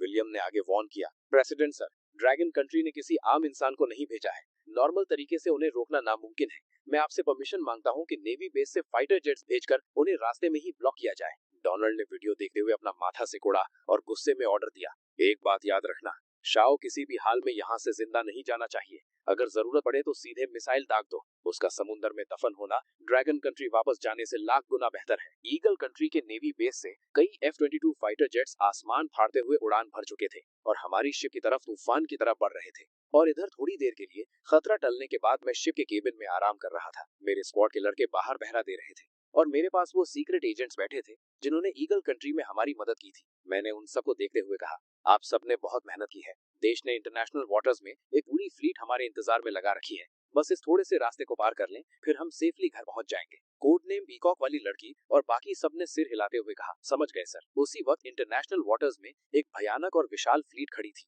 मेन शिप के कमांड रूम में ड्रैगन कंट्री के लगभग 100 टॉप मिलिट्री ऑफिशियल्स सैटेलाइट के जरिए हमारी शिप की एक एक मूवमेंट पर नजर रखे हुए थे। फ्लीट का कमांडर लेफ्टिनेंट जनरल वांग फुजोंग, जिसकी ग्रीन यूनिफॉर्म पर 2 स्टार्स चमक रहे थे, वहां खड़ा था। एक सोल्जर ने रिपोर्ट दी, report, 20 F-22 raptor fighter jets mythical ship की तरफ तेजी से बढ़ रहे हैं। फासला 150 नॉटिकल माइल्स। वांगफू जोंग का चेहरा एकदम सीरियस हो गया। इतने बड़े मैटर में एक लेफ्टिनेंट जनरल होने के बावजूद वो अपनी मर्जी से फैसला नहीं ले सकता था। उसने तुरंत अपना इनक्रिप्टेड फोन निकाला और नंबर 1 कमांडर को डायल किया। फोन पर नंबर 1 की आवाज आई, थोड़ा और इंतजार करो, हमें मिस्टर चैन पर पूरा भरोसा है, पर एक बात ध्यान में रखना, चाहे कोई भी कीमत चुकानी पड़े, कॉमरेड शान शुआन को हर हाल में बचाना है। अगर इसके लिए हमें इंटरनेशनल वाटर्स क्रॉस करके सीधा वॉर करनी पड़े तो भी पीछे मत हटना। ये सुनकर हुआंगफू जोंग के दिल को एकदम ठंडक मिल गई। दूसरी तरफ उन रैप्टर जेट्स के पास आते ही मेरी सेंस इतनी खतरनाक हो चुकी थी कि आसमान में होने वाली इस गड़बड़ को मैंने पहले ही फील कर लिया। मैं आराम से केबिन से बाहर निकला और शिप के आगे वाले डेक पर आकर खड़ा हो गया। मैंने अपनी आंखें थोड़ी बंद की और उस काले आसमान को घूरा। मेरे पीछे शाह बिंगवू और बाकी सारे टीम मेंबर्स भी आकर खड़े हो गए। धीरे धीरे बादलों को चीरते हुए उन जेट्स की परछाइयां दिखने लगी। उनके उस विशाल और काले आकार को देखकर मेरी टीम के सभी लोग अंदर तक हिल गए। अचानक शाह बिंगवू का चेहरा डर से सफेद पड़ गया और वो चिल्लाया, कैप्टन कूदो जल्दी। अगले ही सेकंड आसमान से आग उगलता हुआ एक मिसाइल सीधा शूटिंग स्टार की तरह हमारी तरफ गिरने लगा। किसी ने सपने में भी नहीं सोचा था कि ईगल कंट्री वाले इतने कमीने होंगे कि बिना कोई वार्निंग दिए सीधा मिसाइल फायर कर देंगे। एक भयानक मौत का खतरा मेरे सामने था और जवाब देने का टाइम भी नहीं था। पर फिर बूम, मेरी बॉडी एक फ्लैश की तरह अपनी जगह से गायब हो गई और हवा में टेलीपोर्ट होकर उस मिसाइल के ठीक सामने प्रकट हुई। मैंने हवा में एक तगड़ा बाइसिकल किक मारा। वो मिसाइल जो आग उगा रहा था मेरे एक लात से फुटबॉल की तरह रिवर्स उड़ता हुआ गया और समुद्र में दूर जाकर ब्लास्ट हो गया। उसके बाद मैं हवा में लगातार फ्लैश होता रहा। स्वूश स्वूश, एक के बाद एक मिसाइल्स आसमान से समुद्र में गिरती रही और पानी पर भयानक एक्सप्लोजन्स होने लगे, जिससे सुनामी जैसी लहरें उठने लगी। पहली वेव का खतरा खत्म होते ही मैं टेलीपोर्ट होकर वापस शिप के सेंटर में आया। मैंने अपने नंगे हाथों से शिप के उस लोहे के फ्लैग पोल झंडे के डंडे को उखाड़ लिया और फिर जैवलिन थ्रो की तरह पूरी ताकत से उस डंडे को आसमान में फेंक दिया। मेरी पावर इतनी भयानक थी कि हवा में सोनिक बूम फटी। सबसे आगे उड़ने वाला वो F-22 जेट रिएक्ट भी नहीं कर पाया और वो डंडा उसके बीचों बीच आर पार हो गया। आसमान में वो जेट एक दिवाली के पटाखे की तरह फटकर राख हो गया। ये सब होने में 10 सेकंड से भी कम टाइम लगा था। मेरे इस मौत के खेल को देखकर चाहे शिप पर खड़ा शिया बिंगवू हो या फ्लीट में बैठा हुआंगफू जोंग या फिर लाइव सैटेलाइट देख रहा वो गोरा डोनाल्ड, सब के सब शॉक होके पत्थर की मूर्ति बन गए। और उन फाइटर जेट्स को उड़ाने वाले पायलट्स की तो आत्मा ही निकल गई थी।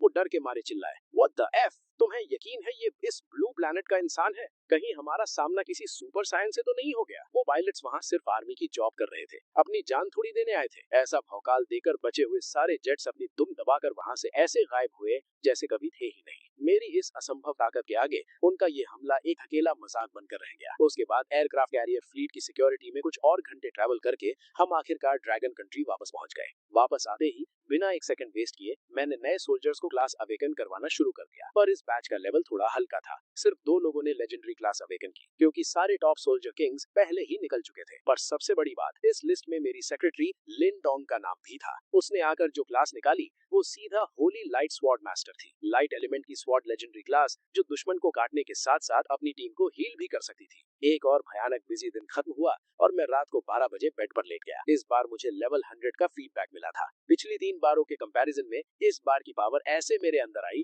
जैसे आसमान से पूरी गंगा नदी मेरे अंदर बह गई हो। इस खतरनाक पावर ने मेरे पूरे जिस्म को घेर लिया था। मेरे आसपास की जगह ग्रेविटी और पावर से ट्विस्ट होने लगी। कमरे के सारे शीशे एक झटके में चूर चूर हो गए। ये भौकाल आधे घंटे तक चला और तब जाकर शांत हुआ। मैंने अपना पैनल खोला और स्टैट्स देखी। हर एक स्टैट लगभग 10,000 को छू रही थी। अचानक मुझे एक झटका लगा।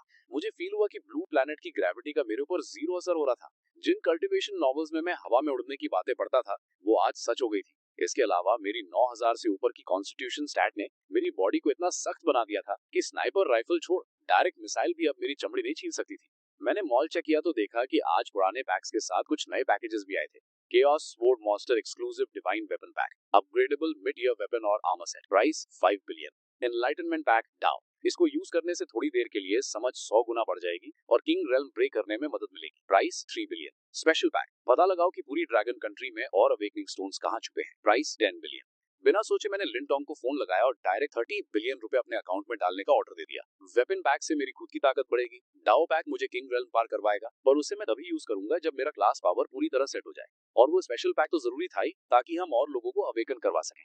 सोचते सोचते मेरे दिमाग में आया, जब सब अवेकन हो ही रहे हैं तो क्यों ना अपने मॉम डैड को पहले अवेकन करवा दूं, भले ही उन्हें घटिया क्लास मिले, कम से कम उनकी बॉडी तो स्ट्रांग हो जाएगी और मैं उन्हें ईएक्सपी पिल्स देकर लेवल बढ़ा दूंगा। आने वाले मिथिकल एरा में नॉर्मल लोगों को सिर्फ मॉन्स्टर्स मारकर ईएक्सपी मिलती, मैं अपने पेरेंट्स को इतने खतरनाक रिस्क में थोड़ी डालता। मैं कोई ऋषि मुनि तो था नहीं, इतनी औकात रखता हूँ तो थोड़ा सा नेपोटिज्म करके अपनी फैमिली को सिक्योर करना कोई गलत थोड़ी था। भले ही मिथिकल फोर्सेस बन गई थी, पर शुरू में सारे हाई लेवल मॉन्स्टर्स को मुझे अकेले ही मारना पड़ना था। बाकी लोग अभी वीक थे, तो एक हेड स्टार्ट लेना तो बनता था। अगली सुबह 30 अगस्त ठीक 9 बजे मैं एक बिल्कुल ऑर्डिनरी डोमेस्टिक कार में बैठा, लिनटोंग को साथ लिया और अपने पुराने होम टाउन किंग शेन के लिए निकल गया। रास्ते में खबर आई कि ड्रैगन कंट्री के फॉरेन अफेयर्स डिपार्टमेंट ने नया नोटिस जारी किया है। 12 घंटे बाद देश के सारे बॉर्डर्स परमानेंटली लॉक हो जाएंगे, सारे फॉरेन एम्बेसीज को वक्त पर देश छोड़ना होगा, जो ओवरसीज चाइनीज सिटीजन्स वापस आना चाहते हैं वो तुरंत आ जाएं, और जितने भी फालतू फॉरेनर्स यहाँ रह रहे हैं उन्हें तुरंत देश से निकाला जाएगा। अगर किसी ने ऑर्डर फॉलो नहीं किया तो उन्हें सीधा वही मौत की सजा मिलेगी। और फालतू फॉरेनर्स किसे मानना है, इसका पूरा हक सिर्फ हमारे डिपार्टमेंट के पास था। कुछ ही सेकंड्स में इस न्यूज पर 100 मिलियन लाइक्स पड़ गए, इंटरनेट पर आग लगी हुई थी। ड्रैगन कंट्री फाइनली अब चुप नहीं रहेगी। वो दिन याद है जब उन्होंने dogs and Chinese not allowed लिखा था? आज हमारी बारी है। कसम से बड़ा सुकून मिल रहा है। इस जन्म में चाइनीज होने का कोई पछतावा नहीं। जहां हमारी जनता खुशी से झूम रही थी, वहीं बाकी सारे देश खौफ से थर-थर कांप रहे थे। 40 मिलियन लोगों को देश से निकालना तो छोटी बात थी, असली फट इसलिए रही थी क्योंकि अगर ड्रैगन कंट्री ने अपने दरवाजे बंद कर लिए तो ग्लोबल इकोनॉमी की पूरी चेन टूट जाएगी। कुछ देशों के लिए तो ये डायरेक्ट मौत थी, क्योंकि वो हमारे सस्ते सामान और मार्केट के बिना सरवाइव ही नहीं कर सकते थे। वहां दंगे शुरू हो जाएंगे, और उन्हें सबसे ज्यादा डर इस बात का था कि वो अब भी हमारी असल प्लानिंग का पता नहीं लगा पाए थे। उनके भेजे हुए सारे स्पाइस का नामो निशान मिट चुका था। सुबह 10 बजे कोई ऑप्शन न बचा देकर ईगल कंट्री और उनके चमचे देशों ने एक जॉइंट स्टेटमेंट देकर हमें धमकाया, पर हमारे फॉरेन अफेयर्स ने ऐसा थप्पड़ मारा कि सबकी बोलती बंद हो गई। हमारा नया रूल हमारी पूरी जनता का फाइनल डिसीजन है। हमें किसी दूसरे की फालतू एडवाइस नहीं चाहिए। अगर वॉर करनी है तो आ जाओ, हम तैयार हैं लड़ने के लिए। इस स्टेटमेंट ने उन गोरों की बोलती बंद कर दी। ये ड्रैगन कंट्री करना क्या चाहती है? पूरी दुनिया से दुश्मनी ले रही है। ये तो उनका पुराना स्टाइल बिल्कुल नहीं है। वहाँ ग्लोबल टेंशन आसमान फाड़ रही थी, और यहाँ मैं अपनी सेक्रेटरी को घुमाता हुआ आराम से अपने घर पहुंच चुका था। अपनी बहू जैसी और थोड़ी बड़ी और मैच्योर लिनटोंग को देखकर मेरी माँ ये शिव की आंखें चमकने लगी। उसने आते ही उसका हाथ पकड़ लिया और उसे इतना प्यार दिया कि मुझे तो जैसे भूल ही गई हो। मेरे पिताजी चैन ल्यू जिन ने मेरे कंधे पर जोर से थपथपाया और खुशी से बोले, क्या बात है बेटे, मुझसे झूठ बोला कि तेरी कोई गर्लफ्रेंड नहीं है? मैंने दिमाग पकड़कर बोला, अरे ओल्ड चैन, शांति रखो, ये मेरी सेक्रेटरी है लिनटोंग। मैंने अपनी बात पूरी भी नहीं की थी कि ओल्ड चैन गुस्से में चिल्लाए, चल बे निकल यहाँ से, तू क्या समझता है तेरे बाप ने 10 साल आर्मी में झक मारी है?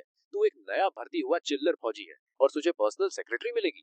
बोलते ही उन्होंने मेरे सिर पर एक तगड़ी थप्पड़ रसीद कर दी। सोफे पर बैठी लिनटोंग की तो फट गई।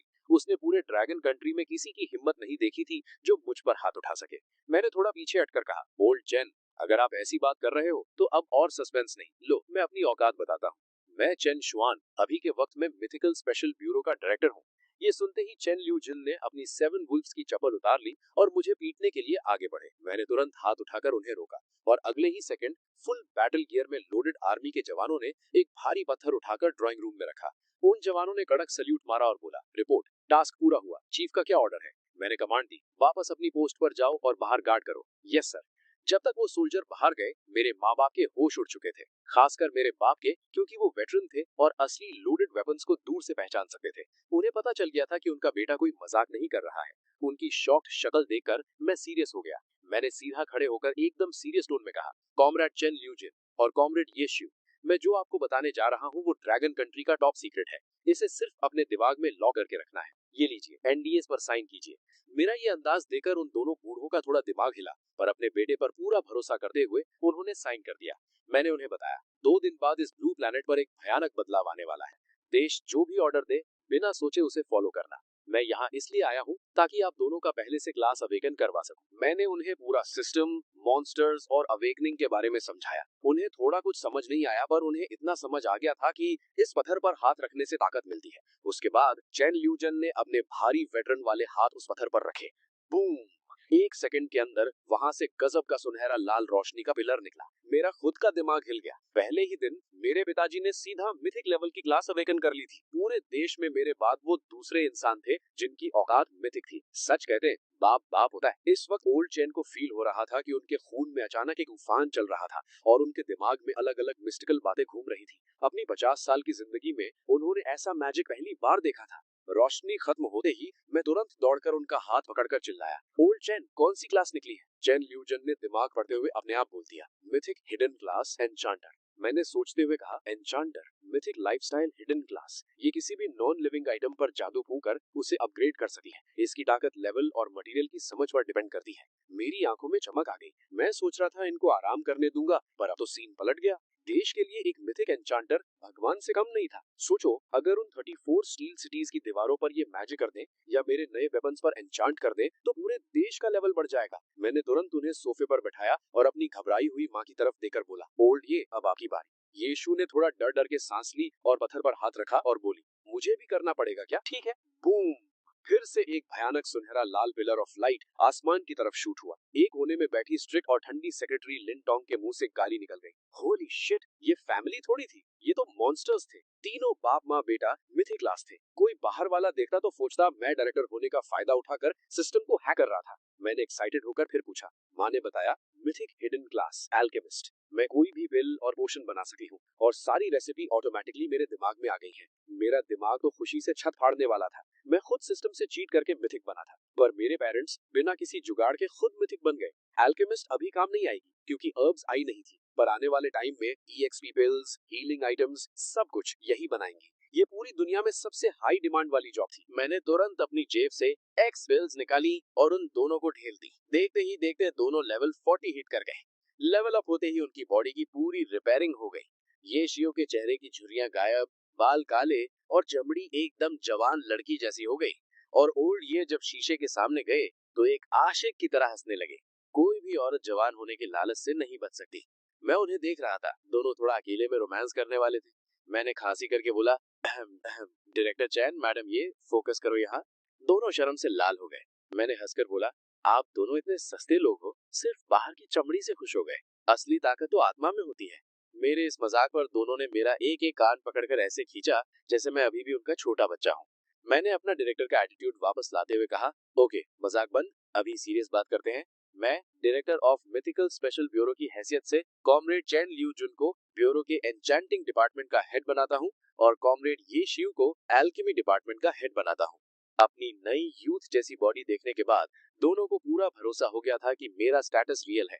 पर एक साधारण गांव वालों से अचानक ड्रैगन कंट्री की सबसे मिस्टीरियस फोर्स के डिपार्टमेंटल हेड बनने की न्यूज उन्हें पैनिक कर रही थी। ये पोजीशन आम नहीं थी, इसके पीछे बहुत बड़ी जिम्मेदारी थी। उन्हें डर था कि बाहर लोग मुझे भ्रष्टाचार करने वाला कहेंगे। उनके डर को समझकर मैंने अपनी आवाज ऊंची की और कड़क आवाज में कहा, कॉमरेड्स, मैं यहाँ कोई डिस्कशन या एडवाइस नहीं कर रहा हूँ, ये मिलिट्री ऑर्डर है।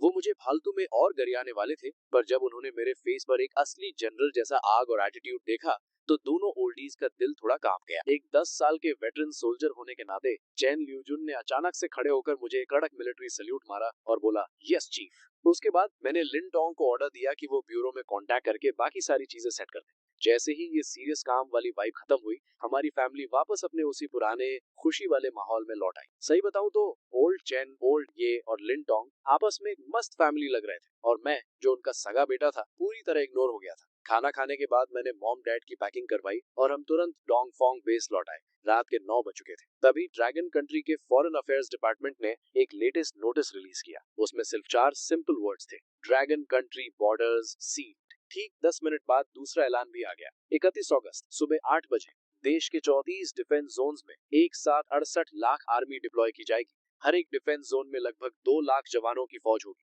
सारे डिफेंस जोन्स अपनी तैयारी पूरी रखें। इन दोनों न्यूज के बाहर आते ही बाकी देशों के तो होश उड़ चुके थे। उन्हें समझ नहीं आ रहा था कि उन्हें और कितनी बार झटके लगने वाले हैं। पिछले कुछ दिनों से इस पूरे ब्लू प्लैनेट पर सिर्फ और सिर्फ हमारी ड्रैगन कंट्री ही ट्रेंडिंग पर थी। सोचो जरा, बाकी 4 सबसे बड़े देशों की टोटल आर्मी मिलाकर भी 60 लाख नहीं थी, और ये तो सिर्फ वो नंबर्स थे जो टेबल पर थे। अंदर खाते हमारी असली आर्मी कितनी बड़ी थी ये किसी को नहीं मालूम था। ईगल कंट्री, जो इस ब्लू प्लैनेट का दादा बनता था, उसने डर के मारे तुरंत इमरजेंसी मीटिंग बुला ली। वही उनके चमचे देश सकुरा कंट्री यानी कि जापान की आम जनता का रिएक्शन एकदम रियल था। उनके देश से बाहर जाने वाली सारी फ्लाइट्स फुल हो चुकी थी। क्रूज शिप्स और प्राइवेट यॉट्स की बुकिंग फुल थी। यहाँ तक कि बेयर कंट्री में इलीगल एंट्री मारने के टिकट्स तक नहीं मिल रहे थे। उन्हें पता था कि अगर ड्रैगन कंट्री सच में S3 सीजन यानी वर्ल्ड वॉर 3 शुरू करेगी तो सबसे पहले उन्हीं की बैंड बजेगी। सकुरा कंट्री के लिए वो रात मौत जैसी थी। लोग सो नहीं पाए। हमारे देश में भी लोग रात भर नहीं सोए थे। भले ही उन्हें देश पर भरोसा था, पर अंदर ही अंदर एक बेचैनी जरूर थी, क्योंकि देश ने अभी तक इन एक्शंस का असली रीजन नहीं बताया था। 31 अगस्त की सुबह आसमान में हल्की रोशनी होते ही सारे डिफेंस जोन्स के बाहर ढेर सारी मीडिया जमा हो चुकी थी। 2 लाख की आर्मी का एक साथ एंट्री लेना, ये इतना बड़ा सीन था जिसे देखकर असली वॉर देखने वाले बूढ़ों के भी रोंगटे खड़े हो गए थे। अचानक दूर से एक भारी आवाज आने लगी, जिसकी वजह से जमीन कांपने लगी। फिर एक ऐसा नजारा दिखा जिसने सारे ड्रैगन कंट्री वालों का सीना चौड़ा कर दिया। रोड के बिल्कुल एंड से टाइप 99 मेन बैटल टैंक्स और आर्मर्ड व्हीकल्स की एक लंबी चेन डिफेंस जोन की तरफ धीरे धीरे आ रही थी।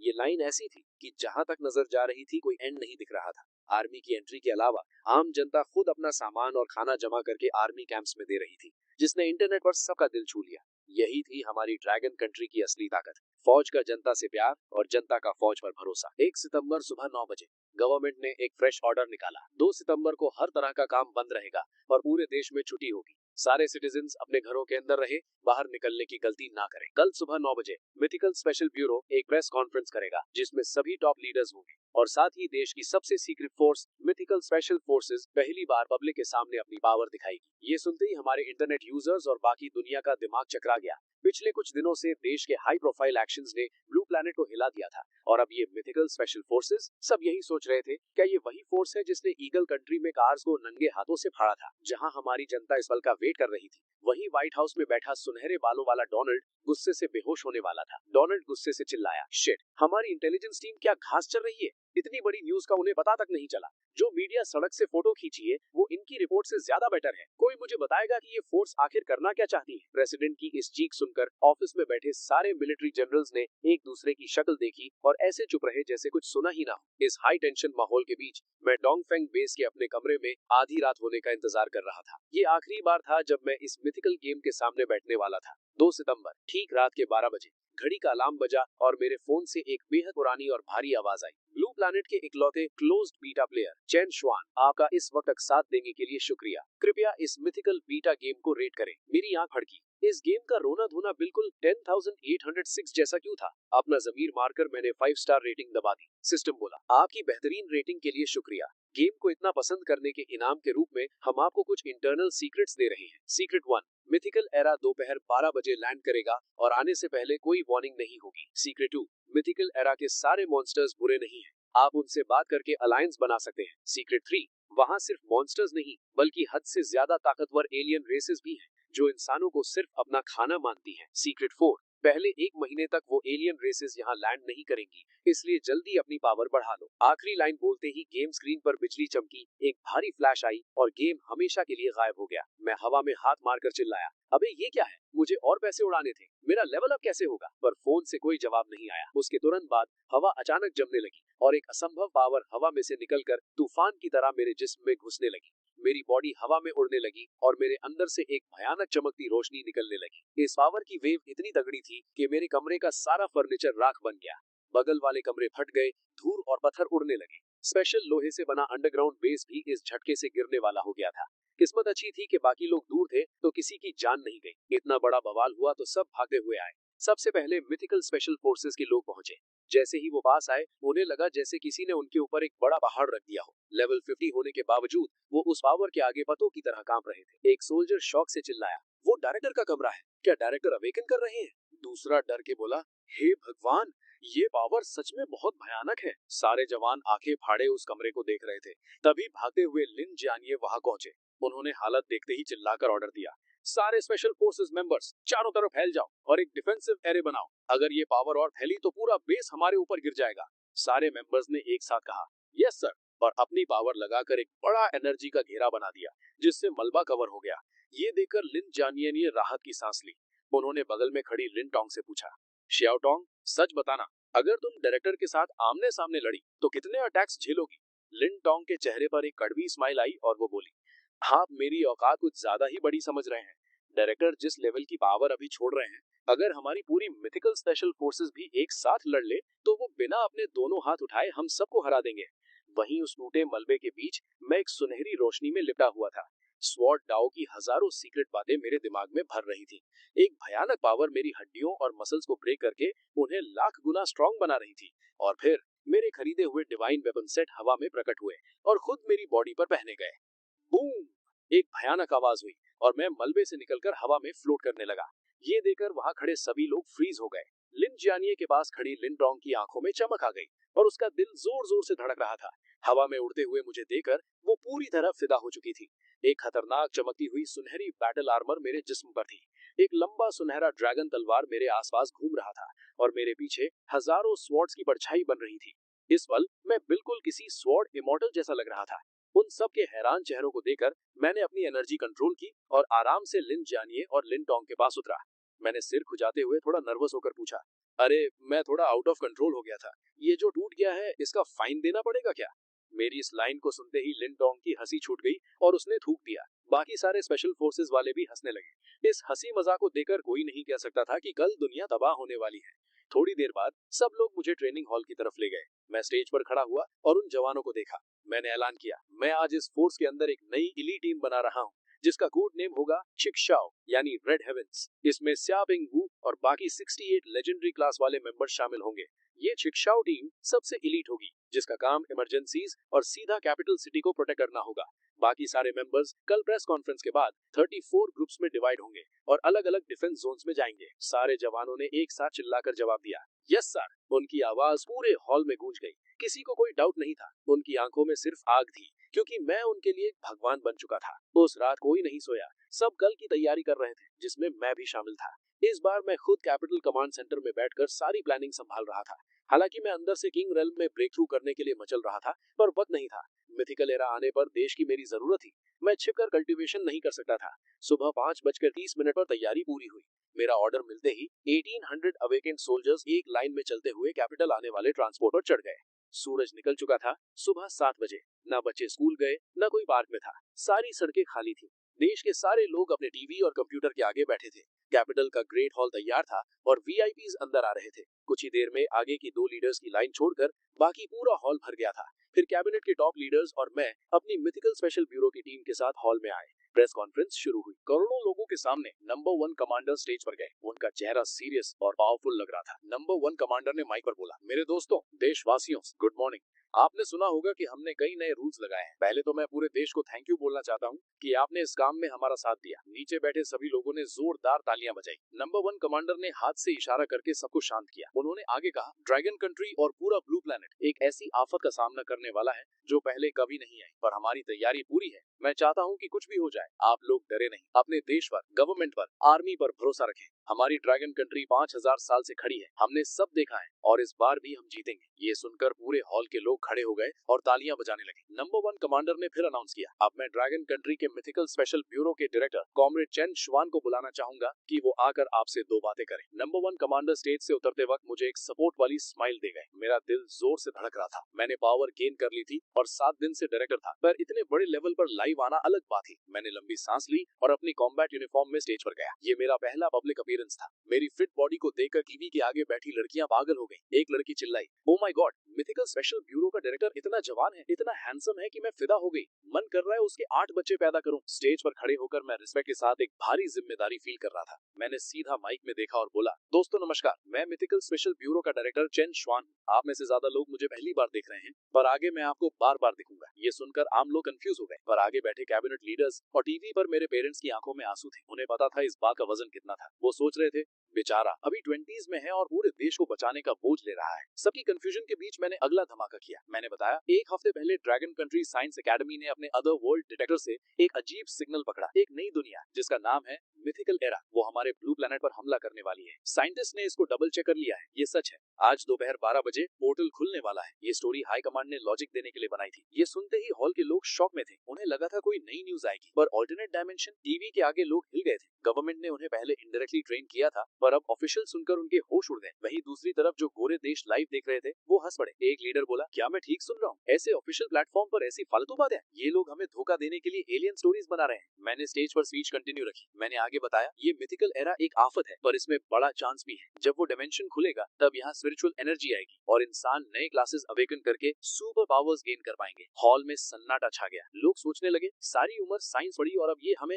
मैजिक पर विश्वास करने को कह रहा है। मैंने बोला, मुझे पता है आपको यकीन नहीं हो रहा होगा, पर आपने देखा है हमारी तैयारी। अब मैं आपसे कहूंगा कि टिएनएमएन स्क्वायर की तरफ चलिए, ताकि आप हमारी सबसे स्ट्रॉन्ग मिथिकल स्पेशल फोर्सेस को देख सके। और हाँ, इस फोर्स का हर एक मेंबर फुली अवेकेंड है। ये बोलकर मैं स्टेज से पीछे गया और अपनी आर्मर पहनने लगा। हॉल के लोगों का दिमाग सुन्न था। मेरा आखिरी सेंटेंस इंटरनेट पर आग लगा चुका था। एक यूजर ने लिखा, मेरे पास डिग्री तो नहीं है, तो मैं बस एक ही वर्ड बोलूंगा, holy shit, dragon country OP. दूसरी तरफ सारे ऑफिसर स्क्वायर की दीवार पर गए, पर वहां नॉर्मल गार्ड्स के अलावा कोई आर्मी नहीं दिखी। तभी लिन जियान ये आर्मर पहने हुए दौड़ कर आए और सल्यूट मारा। उन्होंने चिल्लाकर कहा, मिथिकल स्पेशल फोर्सेस की लाइन बन चुकी है चीफ, शुरू करने का ऑर्डर दे। नंबर 1 कमांडर ने हाथ उठाकर इशारा किया। अचानक गजब का जोश वाला नेशनल एंथम बजने लगा और दूर आसमान से कई लोग हवा में चलते हुए आने लगे। उनकी सिल्वर आर्मर चमक रही थी और उनकी पावर रिलीज हो रही थी। ये हमारी चिक्सिया स्क्वाड थी। वो लोग स्क्वायर के ऊपर हवा में उड़ने लगे। तलवारों की रोशनी आसमान में घूम रही थी। ये देखकर सब पत्थर बन गए। अचानक कैपिटल के आसमान में बादल गरजे।